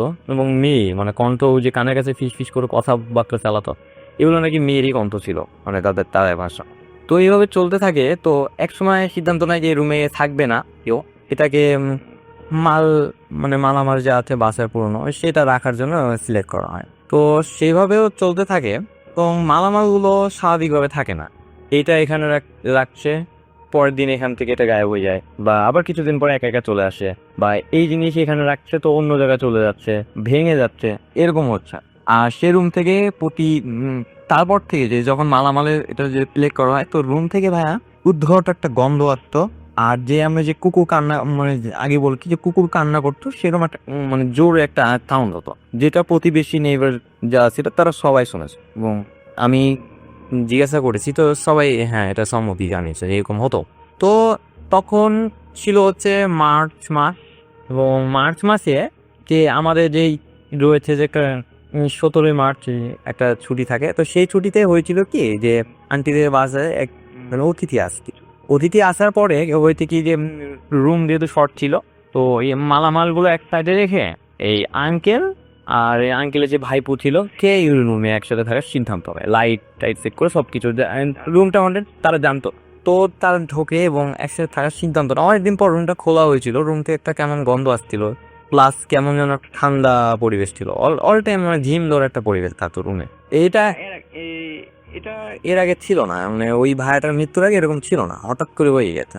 এবং যে থাকে রাত্রেবেলা দেখে যে একটা মানে একটা মেয়েলি টাইপের, মানে বয়সটা বলে 15 হবে নাকি, সর্বোচ্চ মানে 15 হবে এবং সর্বনিম্ন 12 হবে, এরকম একটা বয়সের মেয়ে বসে থাকে, মানে একেবারে ফ্লোরের মধ্যে বসে থাকে হাঁটু মুই দিয়ে।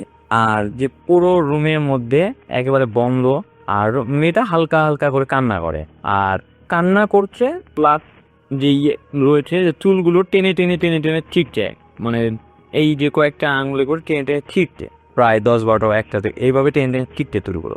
আঙ্কেল তো এটা নিয়ে অভ্যস্ত ছিল প্রায়, মানে এগুলো জানে যে এই রুমে একটা প্যারানর্মাল ঘটনা আপটে বা ঘটে। তো আঙ্কেল যে ভাইপো আছে সে এটা নিয়ে অভ্যস্ত ছিল, খুব ভয় পেয়ে যায়। এবং প্রথমে ভয় পায় এবং পরে ডিসাইড নেয় যে মেয়েটি কে, সে কাছে যায়। কাছে যাওয়ার পর যে আঙ্কেলের ভাইপোটাকে এমন জোরে একটা থাপ্পড় দেয় যে তার কানের যে কানের পর্দা আমরা যাকে বলি কি পর্দাটা ফেটে যায়। তো সে মানে আঙ্কেলের ভাইপো আজও কানে শোনে না, মানে সে কানের সমস্যা একেবারে তাই হয়ে গেছে। তো ওটা মিলিয়ে যায়, এবং মেলানোর পরে সে রুমে কেউ থাকেনি, যে আঙ্কেলে ভাইপো যে ছিল, তো ওনার কান দিয়ে রক্ত বের হয়। তো এটা নিয়ে ধরাধরিতে আঙ্কেল এ বিষয়ে মুখ খোলে না। পরের দিন সিদ্ধান্ত নেওয়া হয় যে রুমে তালা দেওয়া হবে এবং এই রুম আর খোলা হবে না। তো একটা হুজুরকে ডেকে নিয়ে এসে তো রুমের চারপাশে বন্ধ করে দিয়ে তালা মেরে দেওয়া হয়, তালা লাগিয়ে দেওয়া হয়। তালা লাগিয়ে দেওয়ার পর থেকে এই যে এই রুমটি ছিল, রুমটি একেবারে মানে কেমন যেন হয়ে গিয়েছিল রুমটা, মানে রুমের এখানে গেট ধাক্কাতো তখন, মানে ভাই ভেতর থেকে মনে হচ্ছে ভেতরে কাউকে আটকে রাখা আছে, রুম ধাক্কাতো। তারপরে যে ভেতর থেকে মনে হচ্ছে কান্নার আওয়াজ, চিৎকার আওয়াজ, আন্টি মাঝে মাঝে শুনতো যে ওনার ছেলেই নাকি ও কান্না করে। তো ওনার ইচ্ছা হতো যে রুমটা খুলবে এবং দেখতে আসলে ঘটনা কি। তো আন্টি হাউস পেতো না একা। তো একদিন কি হয়েছে, আঙ্কেল নাই বাসায়, আর ওনার ছেলের যে সন্ধ্যাবেলায় তো কান্না শুরু করে ছেলের একেবারে কণ্ঠ নিয়ে। তো আন্টি সিদ্ধান্ত নেয় যে ঠিক খুলবে, এবং আন্টি যে খুলে অমনি তখন আন্টির আর কিছু মনে নাই, অজ্ঞান হয়ে যায়। তারপর থেকেই শুরু হয় যে রুমে কোনো সমস্যা হতো না, রুমে থেকে আর কোনো আওয়াজ হতো না। তো বাইরে ওটা শক্তিটা যাই ছিল, তো সেটা বাইরে চলে আসে। বাইরে চলে আসার পর থেকে মানুষজন দেখতে থাকে এই যে ভাইয়াটা যে ট্রেনে কাটা পড়েছিল তাকে দেখতে থাকে, এখানে ওখানে মানে যেখানে যায় তাকে নাকি দেখতে পায়। এবং দেখার পরে যে ওই যে লিচু গাছ যেটা বলেছিলাম, তো সেই লিচু গাছের নিচেও নাকি বসে থাকতো প্রায় ভর দুপুরে। অনেকেই অবাক হয়ে যেত, কারণ মৃত্যু ঘটেছিল, নিজে জানাজা দিয়েছে। এবং আঙ্কেলকে এসে বলতো, আঙ্কেল এটা নিয়ে ইউজ টু হয়ে গেছিল এক সময়, তো কি কিছু মনে করতো না।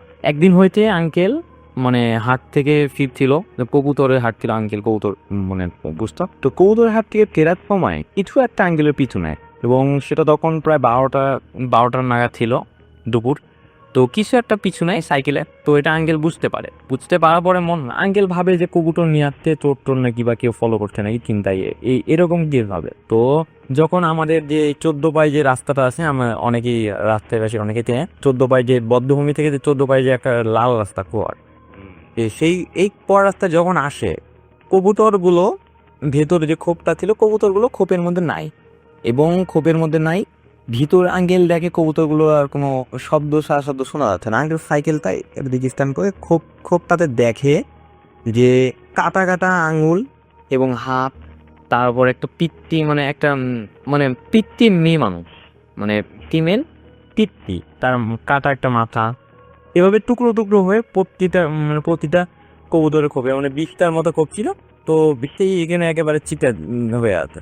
আঙ্কেল ভয়ে সেখান থেকে একটা দৌড় দেয়, এবং যেটা রয়েছে আমাদের যেটা মানে হিন্দু কলোনি আছে, তো হিন্দু কলোনির ওখানে দিয়ে সাহায্য চায়। তো তারা চলে আসে সবাই মিলে। তো ওখানে দেখে যে খোপ নাই, সাইকেল হাতে মানে একটু দূরে পড়ে রাখা, খোপ নাই, এবং অনেকগুলো কবুতরে যে লোম পছন্দ এগুলো ছিল ছড়িয়ে গিয়ে। তো সবাই বলে যে এই রাস্তা হন্টেড, এই রাস্তায় আসলে ভাই 14 রাস্তাটা আসলে অনেক হন্টেড, এখানে সন্ধ্যা পয় একেবারে মিউটেও না।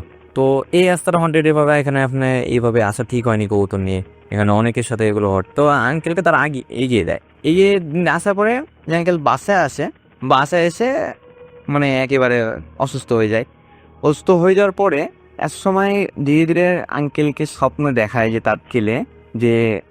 তার ছেলে বলছে যে বাবা, সামান্য একটা কারণে তুমি আমার জীবনটা একেবারে বিসর্জন দিলে। তো তখনই আঙ্কেল ঘুম ভেঙে যায়, এবং আঙ্কেল একটা কথা ভাবতে থাকে যে কি এমন ভুল হয়েছিল যে তার ছেলের জীবন বিসর্জন। আঙ্কেল নিজেকে অপরাধী ভাবতে থাকে, এবং জাস্ট একটা কথা ভাবে যে কি এমন দোষ ছিল। তো আঙ্কেল দিন রাত চিন্তা ভাবনা, যে ছেলের এই টেনশন, আবার এগুলো প্যারানর্মাল ঘটনাতে আঙ্কেল আস্তে আস্তে শুকিয়ে যায়, মানে একেবারে খাওয়া দাওয়া কমিয়ে দিয়েছিল।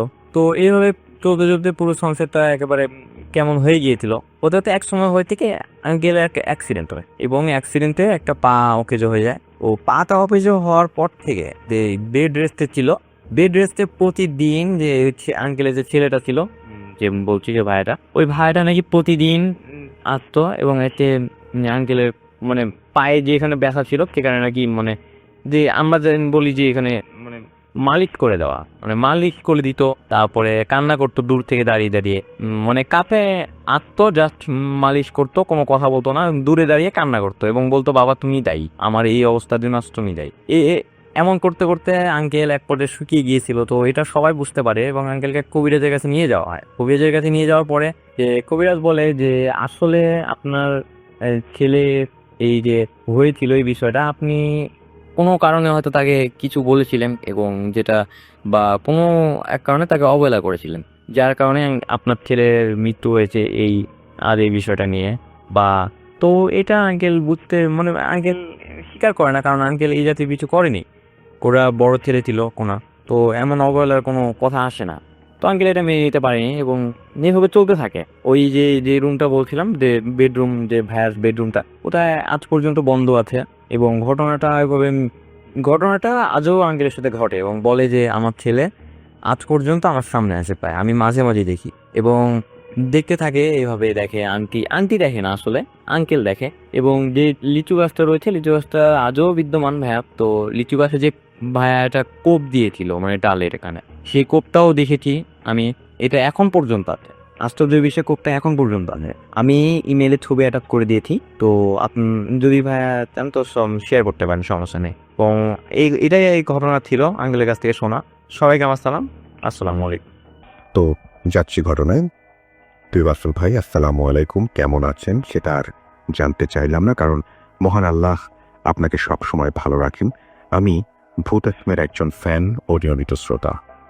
আমি সবসময় ভূত এফএমের সাথে আছি আর আগামীতেও থাকতে চাই। আমি কখন ভূত এফএমে কখনো কোনো ঘটনা পাঠাইনি, এটাই আমার প্রথম ঘটনা। আমি লিখব ভাবি, তবে সময় হয় না। আজ লিখলাম। আমার পক্ষে স্টুডিওতে যাওয়া সম্ভব নয়, তাই লিখে পাঠালাম। আমি রুবেল আহমেদ। আমার নাটোর জেলা অন্তর্গত লালপুর উপজেলায় বাড়ি। পদ্মা নদীর পাশের কোনো এক গ্রামে বাস করি। আমি বর্তমান মাস্টার্সে পড়াশোনা করছি।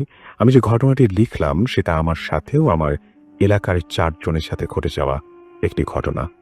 ঘটনাটি কতটা ভয়ের আমি জানি না, তবে সেদিনের কথাটি মনে হলে আজও আমার শরীরের লোম দাঁড়িয়ে যায়। আমি জানি না আপনাদের কতটুকু বিশ্বাস হবে, তবে বিশ্বাস করা বা না করাটা আপনার ব্যাপার। ঘটনাটি 100% সত্যি। পদ্মা নদীর চর এলাকাতে ঘটে যাওয়া একটি ঘটনা। 2018 সালের অক্টোবর মাসের 2 তারিখের ঘটনা। অক্টোবর মাসে আমাদের পদ্মা নদীতে অন্য সময়ের তুলনায় বেশি পানি থাকে, কারণ জুলাই মাস থেকে বন্যা শুরু হয়। এ সময় পদ্মা নিজের রূপে জেগে ওঠে, পানিতে ভরে যায় পুরো নদী। চারিদিকে শুধু পানি আর পানি। আমাদের নদী পার হওয়ার একটি বিশাল চর। প্রায় 80 বছর আগে এই চরটি জেগেছে নদীর মাঝে। এই চরটি যতদূর চোখ যায় শুধু মাঠ আর মাঠ। হাজার হাজার বিঘা চর জেগেছে নদীর বুকে। বালির ওপর আস্তরণ লেগে পড়েছে পলির মাটির। এখানে চাষাবাদ হয় আখ, চারিদিকে আখ আর আখ, পেয়ারা বাগান ও বিভিন্ন বনচক গাছ, চারিদিকে ঝোপঝাড়। এরপর আবার নদী। নদীর মাঝে যেন একটা দ্বীপ। আর ঘটনাটি এখানকার। এবার আসল ঘটনায় যাওয়া যাক। আমাদের নদীর পাড়ে একটি ইট ভাঁটা আছে, যেখানে একটি ফুটবল খেলার মাঠ আছে, যেখানে প্রতিদিন আমরা ফুটবল খেলি। প্রতিদিন সন্ধ্যার আজানের সময় আমরা খেলা শেষ করি, এরপর সবাই বাড়িতে যাই। নদীর পাড়ে কোনো বাড়িঘর নেই কেমন। প্রতিদিনের মতো খেলা শেষ করে বাড়ি যাব। হঠাৎ এক ভাই বলল, চল নদীর পাড়ে গিয়ে বসি। আমরা 5 জন নদীর পাড়ে গিয়ে বসলাম। দেখলাম নদীর পাড়ে একটি ছোট নৌকা বাঁধা। এই নৌকা ছাড়া আর কোনো নৌকা নেই সেখানে। এই নৌকাটি দিনের বেলায় মাছ ধরতে যায় এক জেলে। আর তাই নৌকাটি আমার এক ভাই বলল, নদীর ওপারে গিয়ে পেয়ারা খেয়ে আসি। প্রথমে রাজি হলাম না, কারণ আমি তেমন সাঁতার জানি না আর বিষধর সাপের ভয় আছে। প্রথমে রাজি না হলেও 4 জন রাজি হয়, বাধ্য হয়ে আমিও রাজি হলাম। এবার এই ছোট নৌকা নিয়ে আমরা নদীর ওপারে যাওয়ার জন্য রওনা দিলাম। তখন সন্ধ্যা, চারিদিকে অন্ধকার নেমে আসছে। আমাদের সবাই নৌকা চালাতে পারি আমরা, কারণ আমরা নদীর পাশেই আমাদের বসবাস। প্রথমে আমাদের নৌকা ভালোই চলছিল। একজন নৌকার হাল মারছে, একজন নৌকার বইটা ধরছে। খুব ধরে যাচ্ছিল আমাদের নৌকাটি। নৌকা যখন মাঝ নদীতে গিয়ে হঠাৎ আমাদের নৌকাটি থেমে যায়। ভাবলাম হয়তো নদীর মাঝে চর পড়েছে, তাই হয়তো নৌকা বেঁধে গেছে। এটা সবাই স্বাভাবিকভাবে নিল, কিন্তু আমরা দেখলাম অনেক পানি। এখানে নৌকা পেতে যাওয়ার কোনো কারণ নেই। অনেক কষ্ট করে আস্তে আস্তে নদীর ওপারে নৌকা নিয়ে পার হলাম। তখনও বিষয়টা স্বাভাবিক ছিল, কিন্তু দেখলাম আকাশে মেঘ নেমে আসছে, চারিদিকে অন্ধকার ছেয়ে যাচ্ছে। তখন ভাবলাম আমরা যাব না, আমরা নৌকা নিয়ে আমাদের এলাকায় ফিরে যাব। নদীর পাড়ের একটু দূরেই একটা বিশাল পেয়ারা বাগান। সবাই বলল আমাদের পাড়ে যেতে তো আর 30 মিনিট সময় লাগবে, তার চেয়ে আমরা পেয়ারা বাগানে পেয়ারা পেরে নিয়ে আসি। আর এটার জন্য তো এখানে আসা। রাতে পেয়ারা বাগান দেখাশোনা করার জন্য পাহারাদার থাকে, তাই সাবধানে পেয়ারা পারতে হবে, ধরা খেলে জরিমানা হবে। এই চরে পেয়ারা বাগানের পাহারাদার ছাড়া একটি মানুষও থাকে না রাতের বেলায়। যেই ভাবা সেই কাজ। 3 জন পেয়ারা পারতে গেল, আমি আর সিরাজুল নৌকার উপর বসে রইলাম, কারণ নৌকা বেঁধে রাখার জায়গা ছিল না, তাই নৌকাটি ভেসে অন্য জায়গায় চলে যেতে পারে। তাই আমরা 2 জন নৌকার উপরে বসে গল্প করছিলাম। 10 মিনিট পর বড় ভাই মনোয়ার অনেকগুলো পেয়ারা নিয়ে এলো, কিন্তু এখন 2 জন আসে নাই। অনেকক্ষণ পর একজন আসলো অনেকগুলো পেয়ারা নিয়ে, কিন্তু শুভ নামের এক ভাই আর এলো না। শুভকে নিয়েই আমাদের সাথে প্রথমে ঘটনা শুরু হলো। দেখতে দেখতে 20 মিনিট চলে গেল, কিন্তু শুভ এলো না। 2 জন গিয়ে পেয়ারা বাগানের চারিদিকে খুঁজে এলো, কিন্তু কোথাও শুভকে পাওয়া গেল না। এমন করে 1 ঘন্টা পার হলো। তখন আমরা ভাবলাম হয়তো পাহারাদারের হাতে ধরা পড়েছে, তাই আসছে না। তখন আমরা সিদ্ধান্ত নিলাম আমরা সবাই গিয়ে পাহারাদারের কাছ থেকে মাপ চাবো, শুভকে ছাড়িয়ে আনবো। অনেক কষ্ট করে ছোট নৌকাটি পাড়ে উঠালাম। সবাই নৌকার হাল বৈঠা হাতে নিলাম। চরে এত পরিমাণে সাপ তা মুখে বলা যাবে না, বিষধর সাপ। আর আমাদের কাছে কোনো মোবাইল বা টর্চ নেই, তাই আল্লাহর নাম নিয়ে শুভকে খুঁজতে লাগলাম। শুভ নাম ধরে চিৎকার করতে লাগলাম। আখের ক্ষেত, পেয়ারা বাগান, অন্ধকারে কিছুই দেখতে পাচ্ছি না। কখনো পড়ে যাচ্ছি মাটিতে। আমরা এত ডাক দিচ্ছি, কিন্তু ওর কোনো সাড়া নেই। আমরা পুরো পেয়ারা বাগান ঘুরলাম আর ডাকলাম শুভ, শুভ, কিন্তু কেউ নেই। নেই কোনো পাহারাদার। ভাবলাম আজ হয়তো পাহারাদার আসে নাই, বা হয়তো তিনি রাতে থাকে না। আমরা তখন চরম বিপাকে পড়লাম। তাহলে শুভ গেল কোথায়? অন্ধকার কালো মেঘ, পুরো আকাশ ঢেকে গেছে। আমরা যদি শুভকে না নিয়ে যাই, তাহলে ওর পরিবারের কাছে জবাবদিহিতা করতে হবে। আর তার যদি শুভর সাথে খারাপ কিছু হয়, তাহলে পুলিশ আমাদের 4 জনকে গ্রেফতার করবে। এটাও ভয় হচ্ছিল। সবাই অনেক টেনশনে পড়ে গেলাম। অন্ধকার, সাপেরও ভয় আছে। আবার গিয়েটাকে রেখে চলে যাই, আমরা সবাই ভাবছিলাম।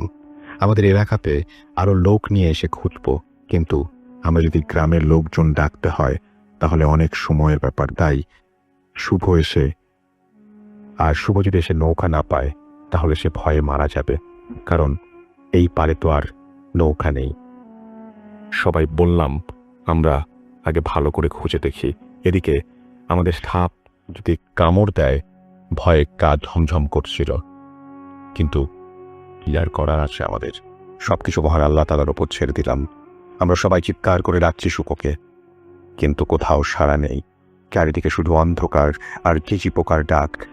আমরা অন্ধকারে কোথায় যাচ্ছি তার কোনো ঠিক নেই। আমরা প্রায় 2 কিলোমিটার হাঁটার পর শুভর কোনো খোঁজ পেলাম না। যত হাঁটছি তত এই কালো অন্ধকারে গভীরতা বাড়ছে। হঠাৎ দেখতে পেলাম একটা গভীর জঙ্গল, ছোট ছোট গাছপালা, চারিদিকে অন্ধকার। আমাদের মধ্যে একজনের চোখে পড়ল অদূরেই আলো মিটমিট করে জ্বলছে এই জঙ্গলের ভেতর। আমরা ডাকলাম শুভ, কোনো উত্তর নেই। আবার ডাকলাম শুভ, আবারও কোনো উত্তর আসলো না। আমরা সাহস করে জঙ্গলের ভেতরে গেলাম। গা ছমছম করছে সবার। ভেতরে গিয়ে দেখি শুভর মোবাইলের টর্চ জ্বলছে। এক শুভ ছাড়া আমাদের কারো কাছে মোবাইল ছিল না। দেখলাম শুভর মোবাইলটি মাটির ওপর পড়ে আছে, আর শুভ মাটিতে হাঁটু কেড়ে বসে আছে, কোনো কথা বলছে না। আমরা এত ডাকলাম, কোনো কথা নেই। আমি গায়ে হাত দিতে শুভ চিৎকার করে উঠল, মা। আমি বললাম কি হয়েছে তোর? সে কিছুই বলতে পারল না, ভয় থরথর করে কাঁপছিল। কিছুক্ষণ পর শুভ বলল, ভাই আমি কোথায়? তোমরা কোথায় গেছো? আমরা বললাম, কি বলছিস তুই? 1 ঘন্টার বেশি সময় ধরে তোকে খুঁজছি, আর তোর সাথে আমরা ছিলাম কেমন করে? আমরা আর কিছু বললাম না শুভকে। এবার শুভকে নিয়ে নদীর পাড়ে আসলাম। তখন শুভ বলছে, ভাই আমি এত দূরে এলাম কি করে? আমরা শুভর কাছে জানতে চাইলাম কি হয়েছিল তোর সাথে। তখন শুভ বলতে শুরু করলো, আমি যখন পেয়ারা বাগানে পেয়ারা পাড়ছিলাম, হঠাৎ আমার গা শিরশির করে উঠল। একটু দূরে চোখ গেল, তো আমি দেখলাম একজন কালো কাপড় পরা কে দাঁড়িয়ে আছে, হাসছে। আমি মোবাইলের টর্চ চালু করে দেখলাম কেউ নেই। আবার টর্চ বন্ধ করতেই সেই হাসির শব্দ। আবার টর্চ চালালাম, কেউ নেই।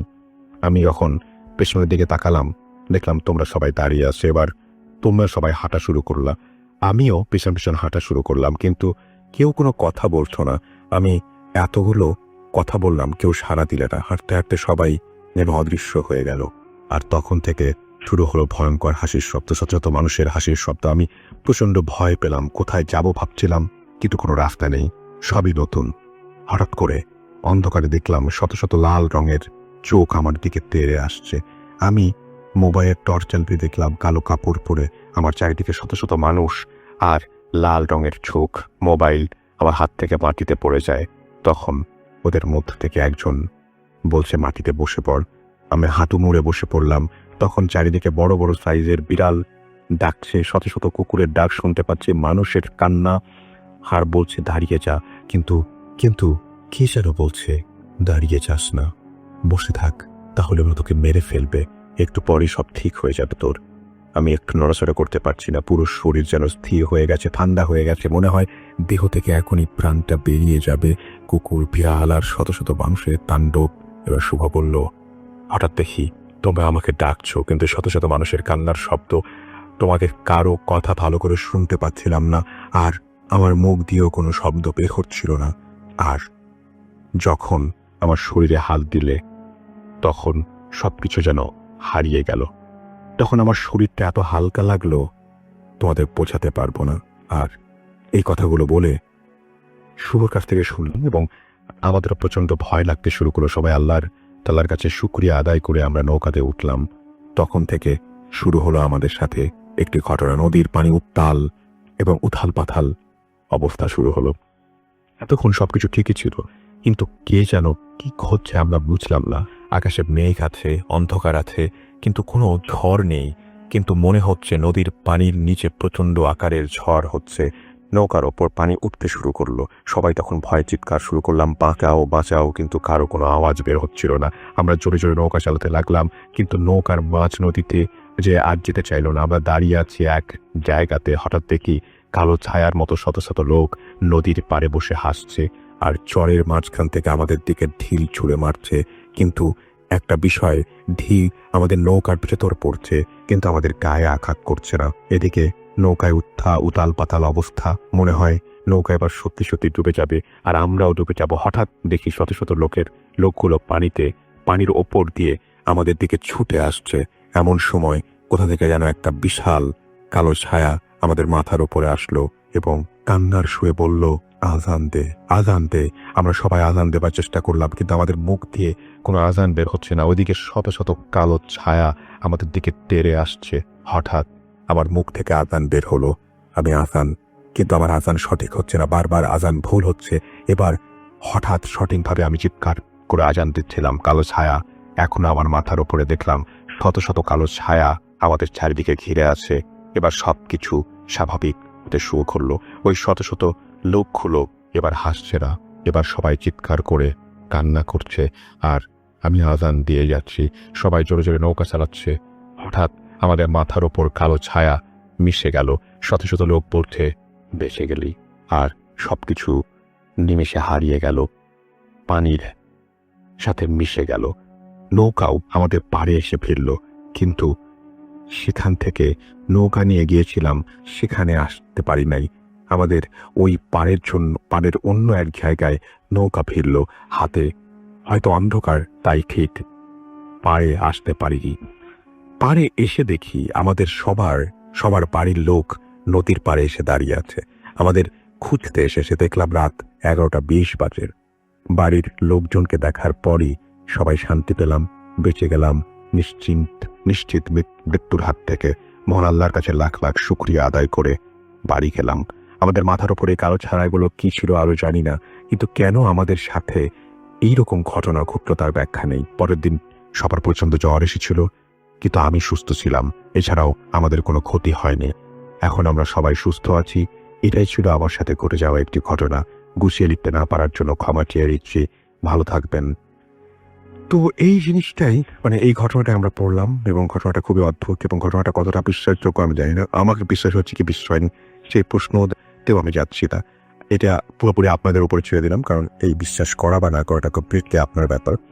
এবং এখন কোনো কথা হবে না, সরাসরি চলে যাবো একটি ঘটনায়।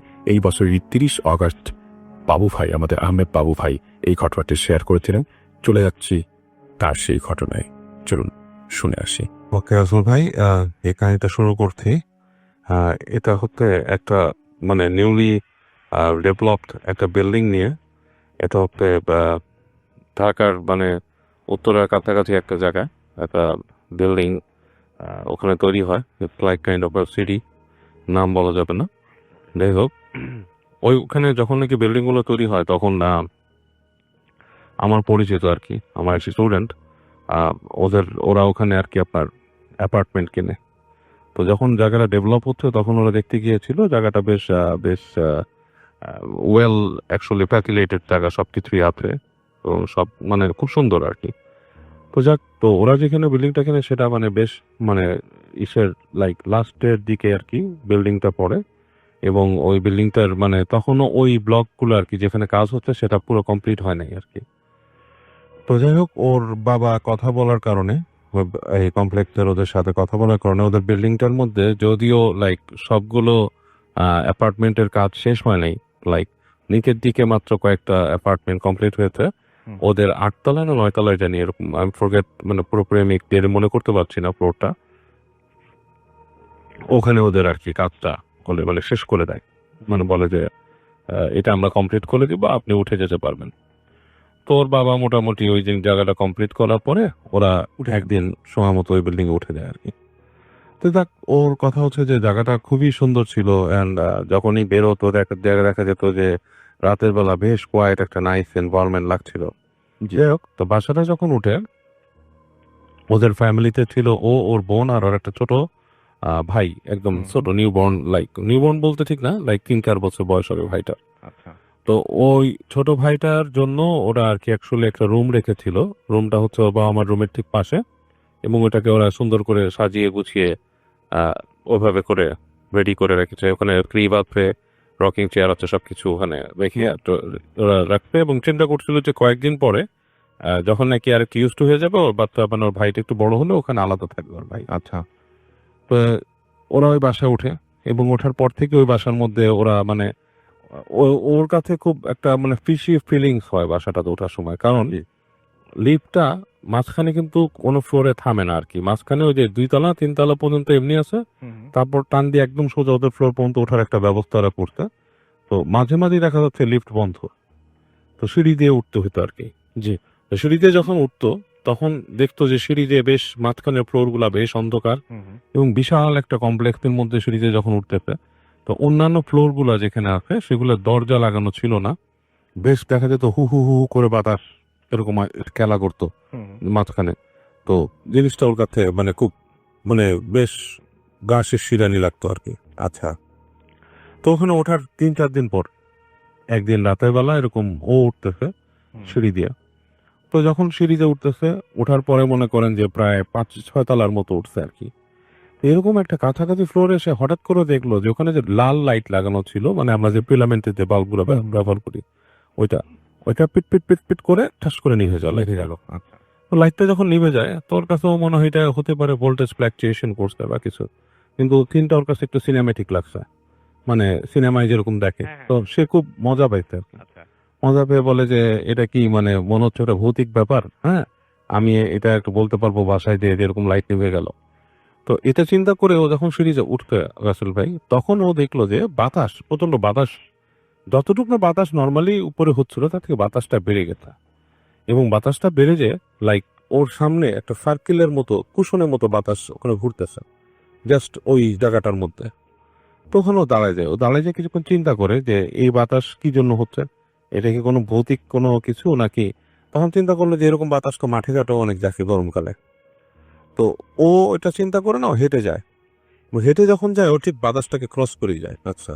এবং বাতাসটাকে যখন ক্রস করে যায় ওর হঠাৎ করে ওর শরীরটা ঝিম ঝিম করে ওঠে, মানে একটা আনইউজুয়াল ফিলিং তার হয়, এবং লাইক মানে পুরো শরীরটা কাটা দিয়ে ওঠে, এবং মনে হচ্ছে যে কেউ ওর ঘাড়ের কাছে চেপে ধরছে, এরকম একটা ফিল হয়। তো ও মোটামুটি একটু অস্বস্তি ফিল নিয়ে আস্তে আস্তে উপরে চলে আসে, এবং যখন উপরে আসতে থাকে এরপরে প্রতিটা পদক্ষেপে সে ভয় পাওয়া শুরু করে।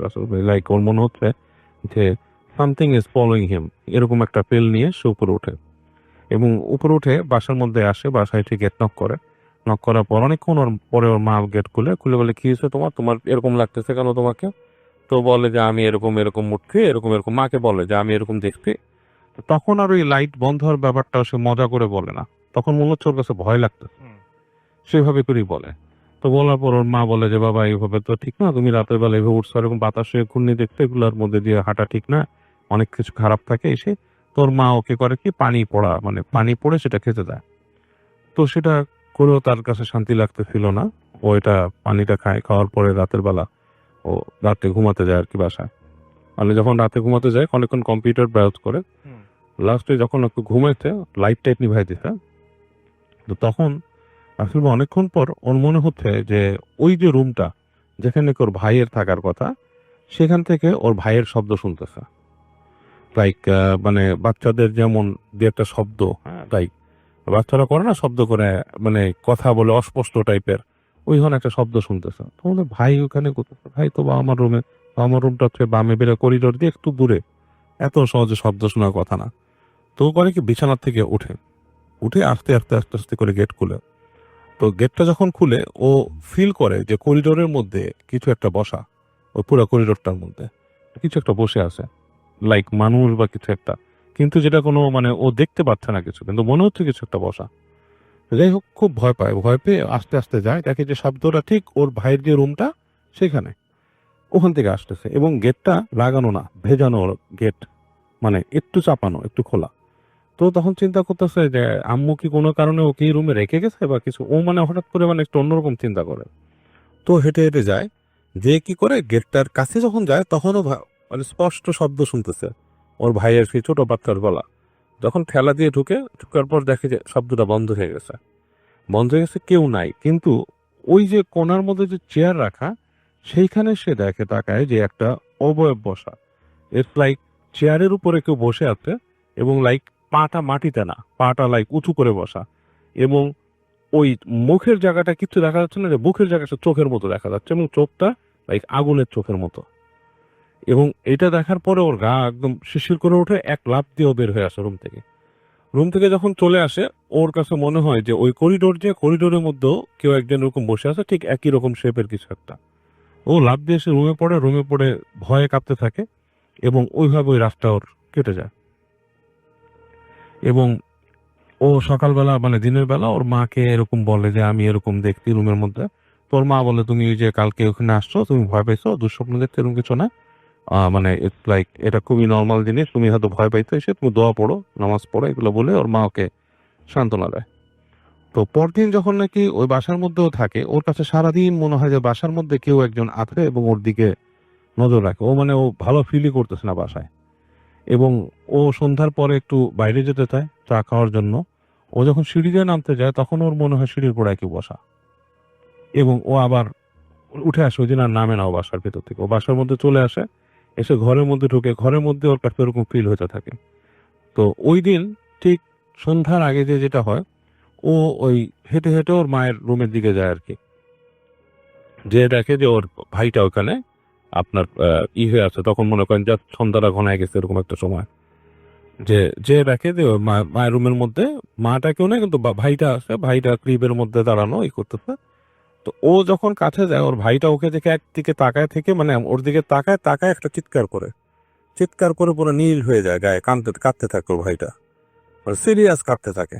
ও যত কাছে যায় মনে হয় কান্নার আরো বেড়ে যাচ্ছে, মানে কান্নার মানে মানে লিমিটলেস কান্না, মানে বাচ্চারা মানে এক নাগাড়ে কাঁদতেছে। তোর মা জোর দিয়ে আসে, কি হচ্ছে এসে বাচ্চাকে কোলে নেয়, বাচ্চার কান্না একদমই থামে না। ও বাচ্চা ওর দিকে তাকায় নীল হয়ে কাঁদতেছে, এবং গায়ের কালার পুরো নীল হয়ে গেছে বাচ্চার। তোর মা যেটা করে, ও তাড়াতাড়ি সরায়, ওর বাবা আসে, খবর দেয়, বাচ্চাকে শান্ত করার চেষ্টা করে, বাচ্চা থামতেছে না, সিরিয়াস অবস্থা। ওরা মনে করে ওর হাসপাতালে নিয়ে যাবে। তো এরকম করে ওই ভাইকে ওরা হাসপাতালে নিয়ে যায় ওর মাটা। তো হাসপাতালে নিয়ে যেও আসলে বাচ্চার কিছু হয় না, বাচ্চাকে আপনার ডাক্তাররা শান্ত করার চেষ্টা করে, ওষুধ দিয়ে দিয়ে পাঠায় কাঁদতেছে। তো ওখানে ওদের প্রতিবেশী একজন বলে যে এখানে একজন আছে, হুজুর আছে, ওনাকে দেখান কি হয়েছে বাচ্চার এসে। তো ওরা ওর বাবা মা হুজুরের সাথে কন্ট্যাক্ট করে। হুজুরের সাথে কন্ট্যাক্ট করার পরে হুজুর আসে, ওদের বাসায় আসে।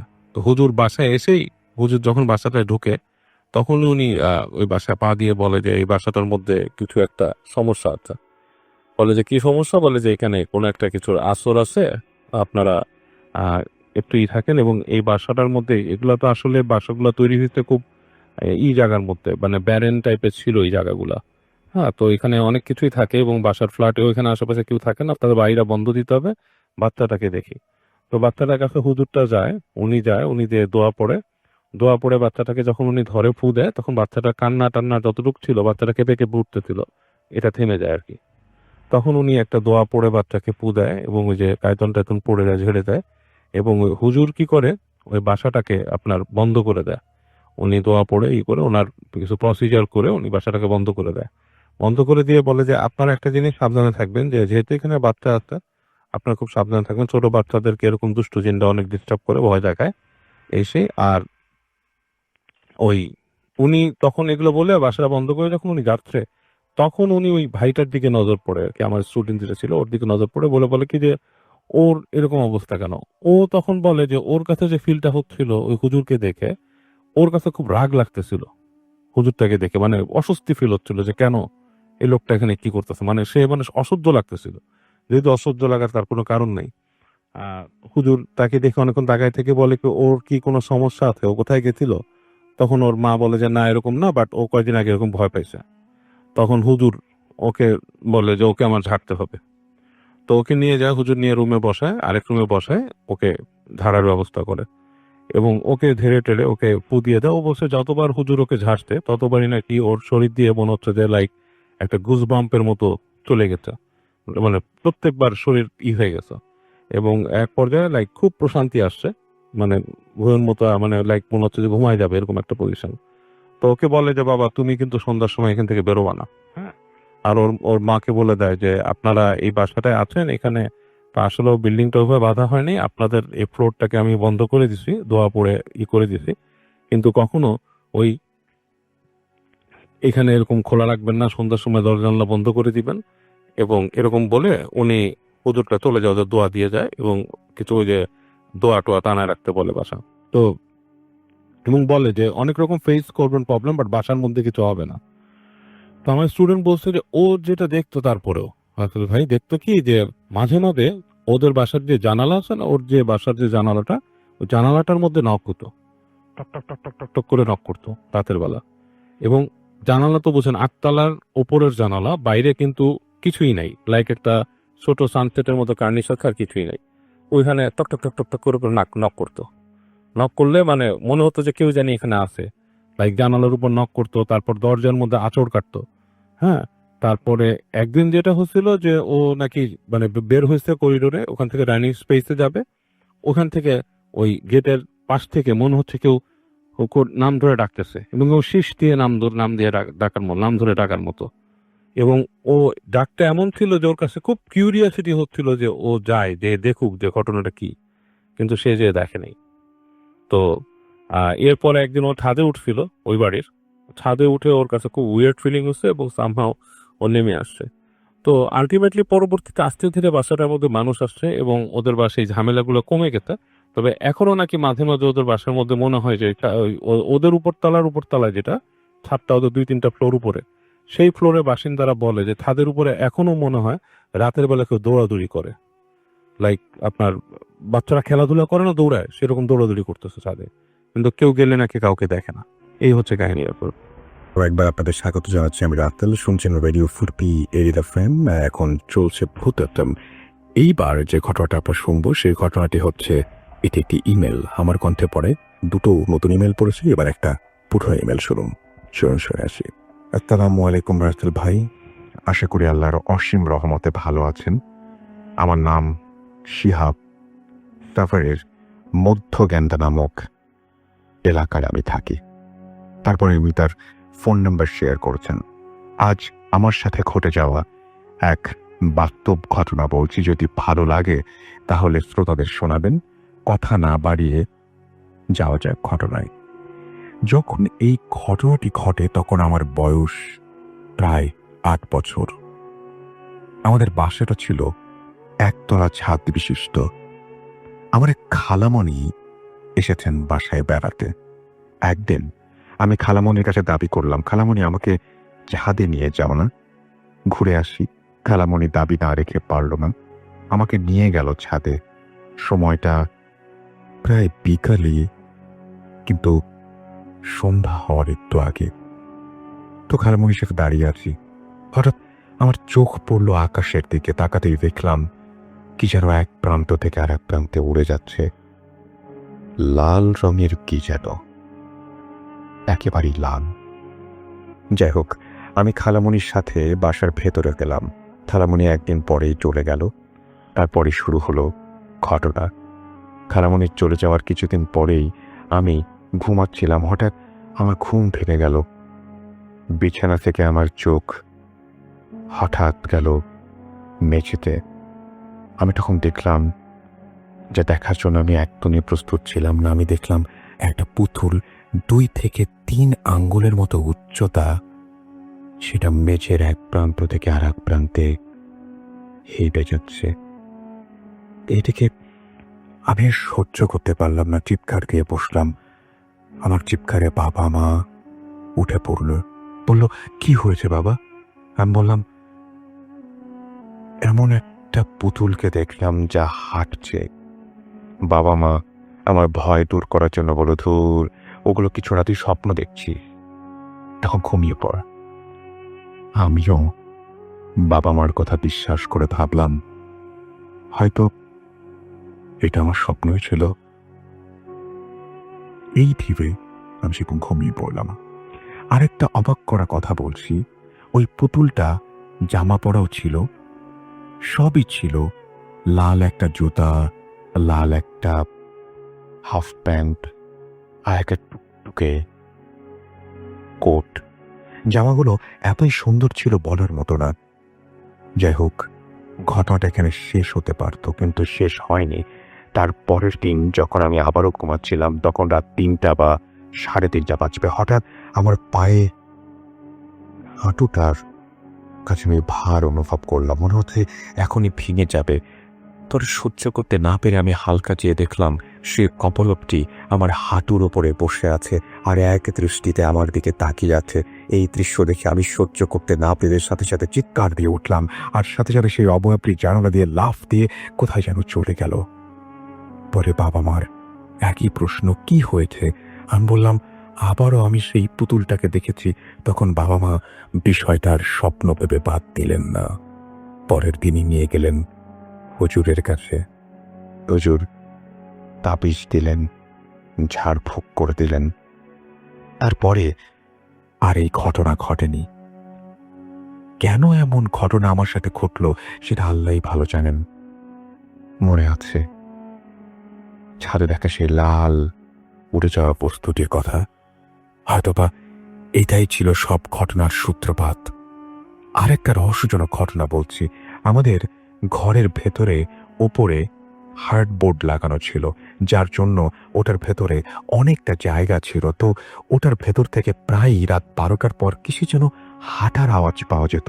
বাবা একদিন উঁকি মেরে দেখতে পারলেন ভেতরে অনেকগুলো কিসের যেন হাড় পড়ে আছে। বেশি দিন এমন ঘটনা ঘটেনি। ওই পুতুলটা যে কি পরিমাণে ভার ছিল, মনে হচ্ছিল একটা আস্ত বাইক আমার হাঁটুর উপরে পড়ে আছে। এমন ঘটনা যাদের সাথে ঘটে তারাই বোঝে ভয় জিনিসটা কি। যাই হোক, এই ছিল আমার সাথে ঘটে যাওয়া একেবারেই সত্য ঘটনা। ঘটনাটা ছোটবেলায় ঘটলেও এটা আমার মনের মধ্যে এমনভাবে গেঁথে আছে যে মৃত্যুর আগ পর্যন্ত ভুলতে পারবো না। আমার সাথে আরো অন্যান্য ঘটনা ঘটেছে, যা সময় পেলে স্টুডিওতে গিয়ে বা ইমেল করে পাঠিয়ে দেব। ভালো থাকবেন সবাই, ভালো থাকবেন। আসসালামু আলাইকুম। আসি ঘটনা।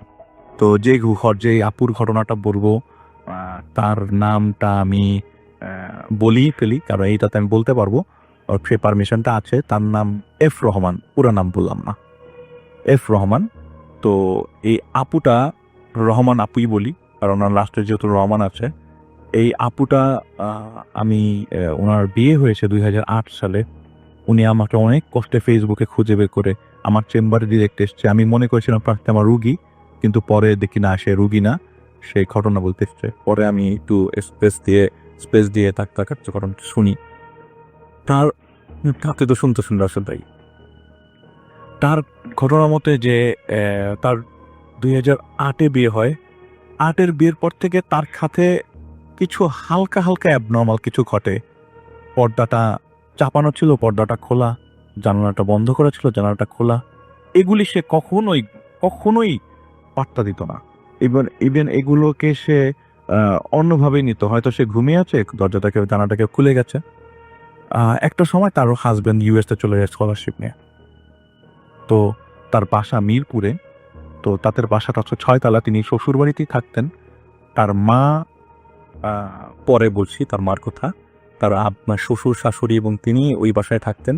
এই 6 তলা বাসার মধ্যে 6 তলাটাই অর্ধেক ছাদের সাথে অ্যাটাচড, আর বাকি 5 তলাতে ভাড়া দেওয়া। খালি দোতলায় তার শ্বশুর শাশুড়ি থাকতো, এক পাশে একটা ইউনিটে, আরেকটা ইউনিট ভাড়া দেওয়া।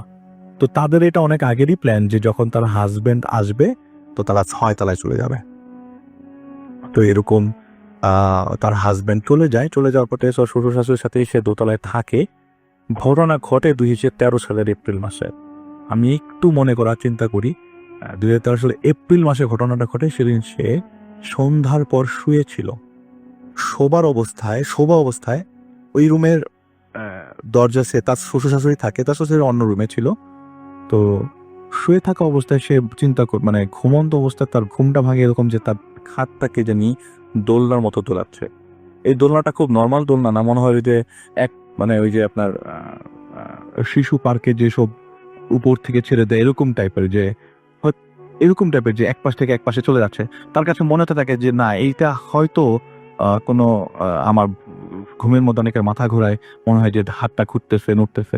কিন্তু সাথে চোখ খোলার পর পচা গন্ধ, রাসেল ভাই, পচা গন্ধ, বিকট পচা গন্ধ। চোখ খোলার পর তিনি দেখেন লাইট রুমে জ্বালানো, তার খাটের সামনে একটা মহিলা বসে আছে। সেই মহিলা 2টা মরা বাচ্চা নিয়ে বসে আছে। এই 2টা মরা বাচ্চার থেকে বিকট গন্ধ আসছে।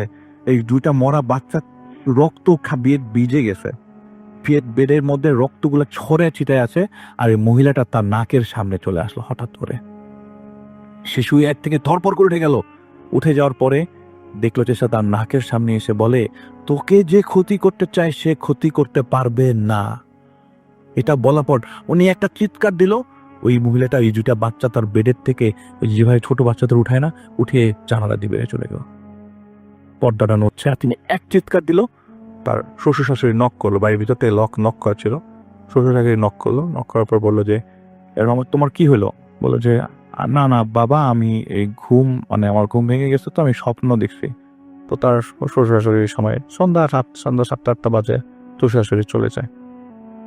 কিন্তু তাকে এটা পোহাতে থাকে, তাকে এমনভাবে পোহাতে থাকে যে এরকম ঘটনা তো তার সাথে কখনো ঘটে নাই। এবং যে এতদিন ঘটলো, সে 1 মিনিটের মধ্যে সব কিছু জোড়া দিয়ে দিল যে হয়তো এগুলিরই কোনো একটা অ্যাটাচমেন্ট ছিল।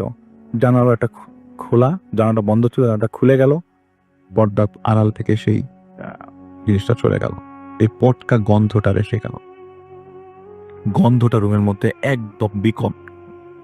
2-3 দিনের মধ্যে ঠিক হয়ে গেল। এপ্রিল শেষ করে মে মাস আসলো।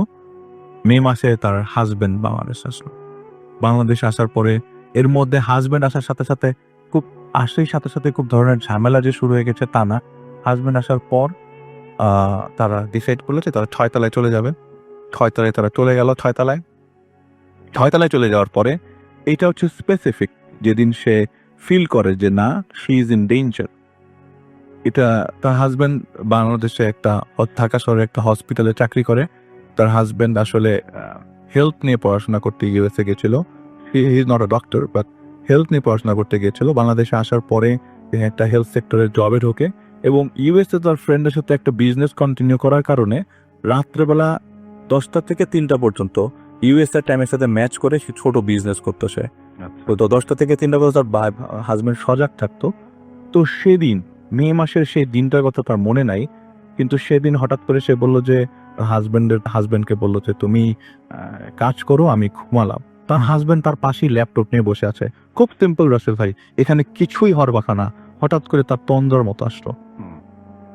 তন্দ্রার মতো আসা অবস্থায় সে বাম কাত হয়ে শুয়েছিল এবং তার চোখটা ছিল তাদের এন্ট্রান্সের দরজার দিকে, রুমের ঢোকার দরজার দিকে।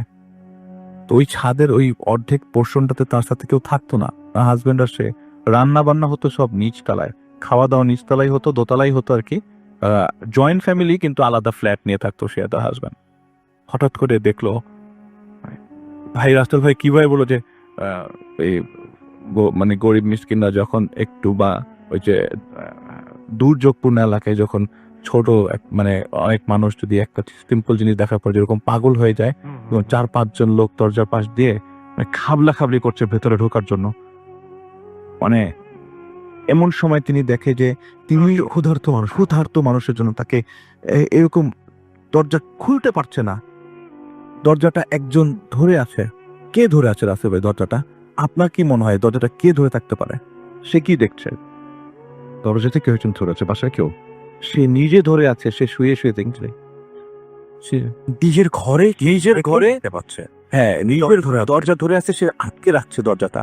আর তার মা তো আমার শরীরের লোক এক্সপেক্ট করিনি আপনারা। তার মা বাথরুমের দরজা খুলে বললো, তুই কিচ্ছু শুনিস না, তুই খালি আয়াতুল কুরসি পড়, তুই কিচ্ছু শুনিস না। আমি খুব এক্সাইটেড হয়ে যাচ্ছি রাতুল ভাই বলতে, যে কারণ আমি ঘটনাগুলো শুনেছি ওরকম ভাবেই। তুই কিচ্ছু না, তুই খালি আয়াতুল কুরসি আর সূরা নাস পড়, তুই ভালো হয়ে যাবি। তুই পড়তে থাক। তিনি তন্দ্র অবস্থায় জোরে জোরে সূরা আয়াতুল কুরসি এবং আয়াতুল কুরসি এবং সূরা নাস পড়ার সাথে সাথে তার হাত বললাই, তোমার কি হয়েছে? এই তোমার কি হয়েছে? ওই ধরপড় করে উঠে যায়, বলে যে না আমার কিছু হয় নাই, কিন্তু আমি এরকম দেখলাম। তাহলে তুমি স্বপ্ন দেখছো, তুমি শোতো। 5 মিনিট পরে ওই জিনিসটা দরজা খুলে আর আটকাতে পারলো না সে। আমি চোখ বন্ধ করলাম, ওই লোকটা, যে লোকটা ঢোকার জন্য সবচেয়ে বেশি, মানে 4-5 জন ছিল, সবচেয়ে বেশি যে ঢুকতে চেয়েছে, সে হঠাৎ করে এসে আমার গলা ধরে চাচ্ছে বস।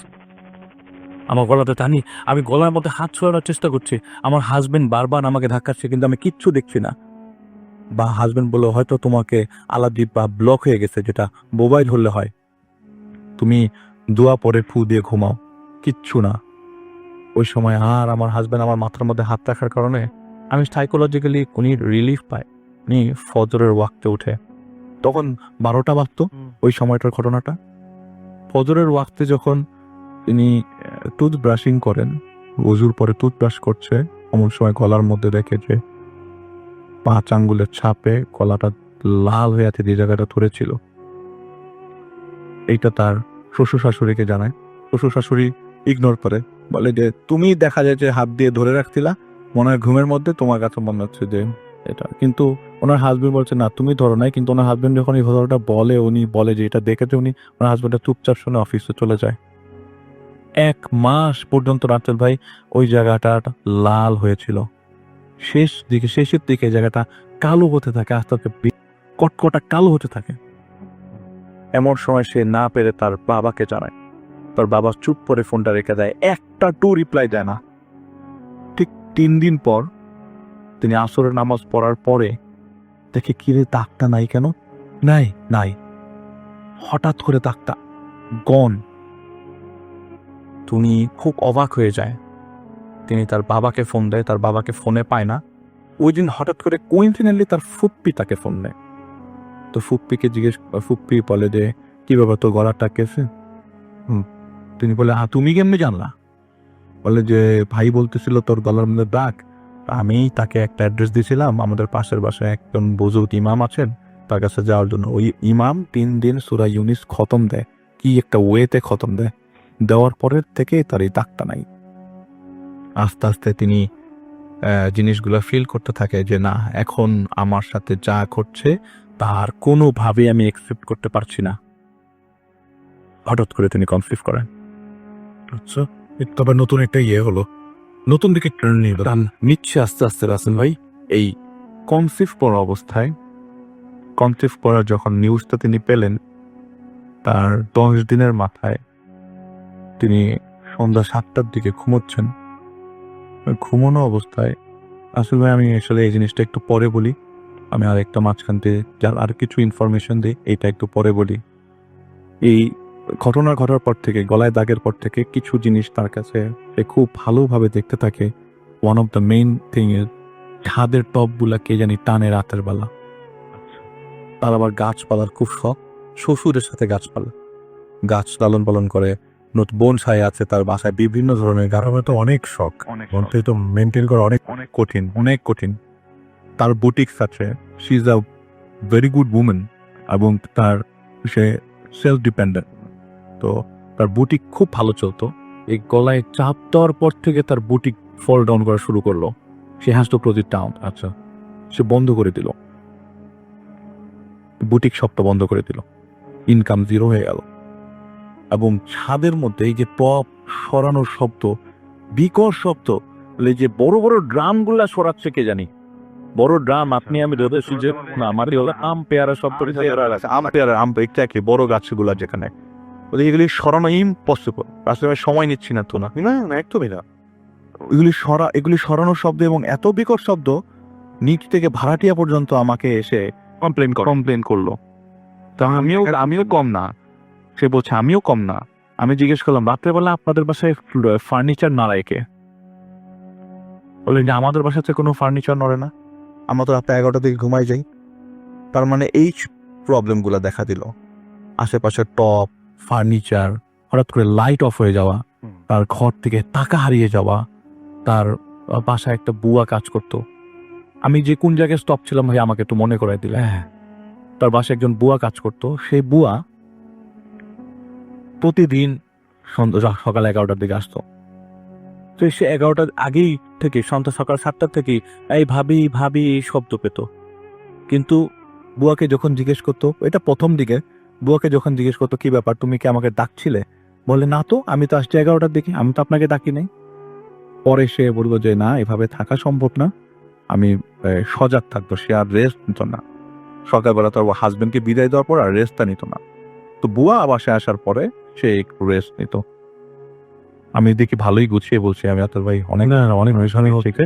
আমরা ছিলাম কন্তিবের জায়গাটা, আমি একটু পরে আসি, সেটা আরো পরে। আচ্ছা, তো তার বুয়া বলতো যে আপনি বুয়াকে কাজ করতে দিলে সে ঘুমোতো, সে একটু রেস্ট নিত। তো বুয়া বলতো যে আপা আপনার বাসায় যতক্ষণ আমি থাকি আমার কাছে মনে হয় আমার পাশে কেউ আছে, আমার দিকে কেউ তাকিয়ে আছে, ও কঠোর দৃষ্টিতে তাকিয়ে আছে, মনে হয় যে আমি এখনই মরে যাব, এরকম চিন্তা হচ্ছে। তো বুয়ার ঘটনাকে আসি ভাই পরে বলবো, আসি কনসিভের ঘটনা। এর মাঝে সে কনসিভ করার ঠিক 10 দিন, খবর পাওয়ার 10 দিন পরে সে তো খুশি, তার হাজবেন্ড খুশি। এর আগে তারা সে কনসিভ করেননি, কিন্তু করেছেন। কনসিভ করার ঠিক 10 দিন পরে রাত্রে 8টার দিকে তার বুয়াটা চলে যায় বাসা থেকে, হাজবেন্ডও চলে এসছে, হাজবেন্ড ওয়াশরুমে। এমন সময় তিনি শুয়ে আছেন, উপরে ফ্যান ঘুরছে, উনি হঠাৎ করে দেখলেন একটা কুকুর তার পায়ের উপরে, পেটের উপর পা দিয়ে রেখেছে দুটাও পা।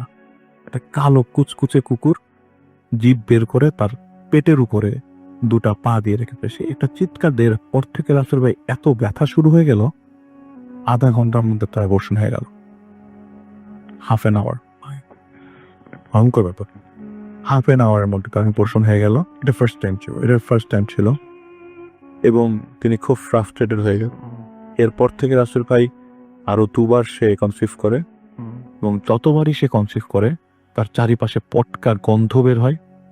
যতবারই সে কনসিভ করে ততবারই এটা 3বার, থার্ড টাইমের কথা বলছি, থার্ড টাইম সে যখন কনসিভ করে তার চারিপাশে পটকা গন্ধ আসে, মৃত মানুষের গন্ধ আসে, পচা মাছের গন্ধ আসে, তার চারিপাশটা গরম হয়ে এনসার্কেল করতে থাকে গরম বাতাস।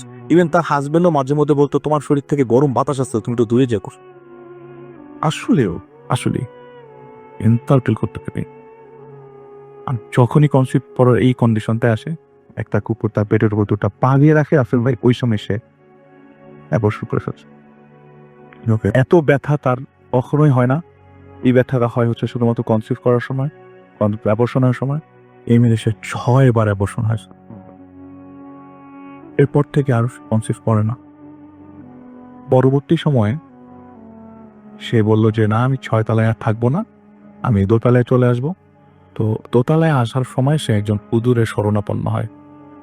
সেই হুজুরটা খুব আহামরি কাজ করেছে তার জন্য রাসেল ভাই, তিনি যে থ্যাঙ্কফুল যে বা কিছু তাও না। হুজুরটা কিছু কাজ করেছে যেটা তার সময়, তার কিছু তোমার ওই কন্ডিশন থেকে সাময়িক কিছু রিলিফ দিয়েছিল। তো তিনি নিচে নেমে যান, দোতলায় নেমে যান। দোতলায় নামার পর আর কিছু হয় না। দোতলায় নামার ঠিক 15 দিন পর তিনি ড্রয়িং রুমে, আসলে আমি প্রথমে আপনাকে কয়টা মানুষের কথা বলেছিলাম, খাটের উপর বসেছিল 3 জন মানুষ, 2টা বাচ্চা, একটা মেয়ে, একটা মহিলা, একটা মহিলার 2টা হাত ছাপ আর 2টা বাচ্চা, ছোট ছোট 2টা ছাপ ড্রয়িং রুমের মধ্যে, হাতের ছাপ। আচ্ছা, কোথায় এটা ছিল? দোতলায়। না ড্রয়িং রুমে দেয়ালে বা দেয়ালের মধ্যে এরপর থেকে রাসেল ভাই কিন্তু আর কনসিভ করেন নাই। আমি কিন্তু এটা লাস্ট 2-3 মাস আগের ঘটনা বলছি, এটা কিন্তু কিছুদিন আগের ঘটনা বলছি। আমি কিন্তু এখন এই লাস্ট 1.5 বছর টানলাম এতদিন পর্যন্ত। তিনি কি করলেন, আমাকে নক করলেন কিছুদিন আগে এই ঘটনাগুলো বলার জন্য। তো লাস্ট যে ইনসিডেন্টটা ঘটে সেটা একদমই মানে উল্টা পাল্টা বলতে পারবে, আনএক্সপেক্টেড ঘটনা, একটু ডিফারেন্ট, খুব সিম্পল ঘটনা। আপনার কাছে ভয় লাগবে না, কিন্তু একটু বিরক্ত লাগবে। উনি ঈদ উপলক্ষে, রমজান ছিল কয়েকদিন আগে, রমজানে ঈদ উপলক্ষে একটা টেবিল অর্ডার দেয়। আর সে টেবিলটা একটু গ্লাসের টেবিল আর কি, আর টেবিলের নিচের যে তাপ্পরটা উপর উঠায় ফেলে, 4 জন মিলে, গ্লাসটা অনেক ভারী গ্লাস। আচ্ছা, তো তার বুয়া নিচের থেকে দেখছিল যে গ্লাস উঠাচ্ছে, কারণ হেল্পিং হ্যান্ড বলতে বুয়াই ছিল, আর 4 জন লোক গ্লাসটা উঠাচ্ছে উপরে। গ্লাসটা হঠাৎ করে ছুটে গেল তাদের 4 জনের হাত থেকে। ছুটে যে গ্লাসটা পড়ার কথা ছিল বুয়ার শরীরের উপরে, গ্লাসটা কি করলো, ডান পাশে কাত হয়ে গিয়ে পিছনে যে বুয়ার পায়ের লিগামেন্ট কেটে দিল। ওখান থেকে সিভিয়ার ব্লিডিং। বুয়াকে হসপিটালে নিয়ে গেল। হসপিটালে নেওয়ার পর ডাক্তার লিগামেন্ট ঠিকই জোড়া দিয়েছে, লাস্ট 1 মাস ধরে হাঁটতে পারছো না বেচারি, একদমই হাঁটা চলাফেরা। এবং যে আপনি বলছিলেন যে বুয়ার কথায় পরে বুয়ার কথায় পরে বলে যে এই গ্লাস কখনো ঘোরার গ্লাস না, এই গ্লাস ঘুরলে বুয়ার সামনে পড়তো, বুয়ার উপরে পড়তো, এই গ্লাসটা বুয়ার পিছন দিকে ঘুরে গেল। এটা সম্ভব না করা। উনি ফ্রাস্ট্রেটেড, উনি ডিপ্রেসড, উনি ঘটনার জানার আদলে ওনার বাবাকে নক করলো যে কেন আমার সাথে এরকম ঘটছে। আমি এন্ডিং এ চলে আসছি রাসেল ভাই, আপনি রিলিফ পাবেন, আমার ভালো কিছু আসতেছে। মানে এন্ডিংটা আপনি জানলে মানে আপনার কাছে ডিফারেন্ট লাগতে পারে যে এন্ডিংটা কি। এন্ডিংটা এরকম যে ওনার বাবা বলে যে ওনার সাথে ওনার বিয়ের কথা ছিল ওনার আপন ফুফাতো ভাইয়ের। আচ্ছা আচ্ছা, জি, থেকে এইসব ও ওনার ফুফাতো ভাই, ওনার ফুপ্পি ওনাকে ছোটবেলা থেকেই চেয়েছিল, কিন্তু ওনার মা 2009 সালে মারা যায়। বলেছিলাম মা বারান্দার, আপনারা কেউ জিজ্ঞেস করেন নাই মা কোথা থেকে আসলো। মা কিন্তু রাসেল ভাই মারা গেছে 2009 সালে। উনি ওই তন্ত্র অবস্থা ওনার মাকে দেখতে তুই আইতুল কুস্তি পর, আমি আমাকে বেঁচে আসছিল না, উনি মারা গেছেন। তো ওনার মা চাইনি ওনার ফুফাতো ভাইয়ের সাথে ওনার বিয়ে হোক, আর ওনার বাবাও চায়নি যে আত্মীয় স্বজনের মধ্যে কিসের বিয়ে। তারা একটা ডাঁট মেরে ওই ছেলেটা স্টিল আনমেরিড, এবং তার ফুপ্পিও এবং তার ফুফাতো ভাই এটা তিনি খবর পেয়েছেন যে তারা হয়তো তাকে ব্ল্যাক ম্যাজিক করছে। এবং ছোট্ট একটা ইনফরমেশন দিই, ওই যে হুজুরটার কথা বললাম যার শরণাপন্ন হয়েছিল, যে খুব ছোট কিছু উপকার করেছে, কিছু ইনফরমেশন দিয়েছে, আর সাথে 25টা জিন থাকতো প্রতিদিন, জিন চালান দিয়ে রেখেছিল 25টা জিন, এবং তার এর সাথে এনফাগার করে 3টা জিন থাকতো সবসময়, তিল নাও আছে এখনো পর্যন্ত। রিকনসিভ করেও পারছেন না, চেষ্টা করেও পারছেন না, ডাক্তারের কাছে যাচ্ছেন। এটা কিন্তু রাসেল ভাই একটা বিশাল বড় প্যাথেটিক। আপনার হাজব্যান্ড তাকে পূর্ণ সাপোর্ট দিচ্ছে, সব দিক থেকে সাপোর্ট দিচ্ছে, কিন্তু সে আসলে মেন্টালি কোনো সাপোর্ট পাচ্ছেন না। এইটা ছিল ঘটনা রাসেল ভাই, ইট উইল গোয়িং অন।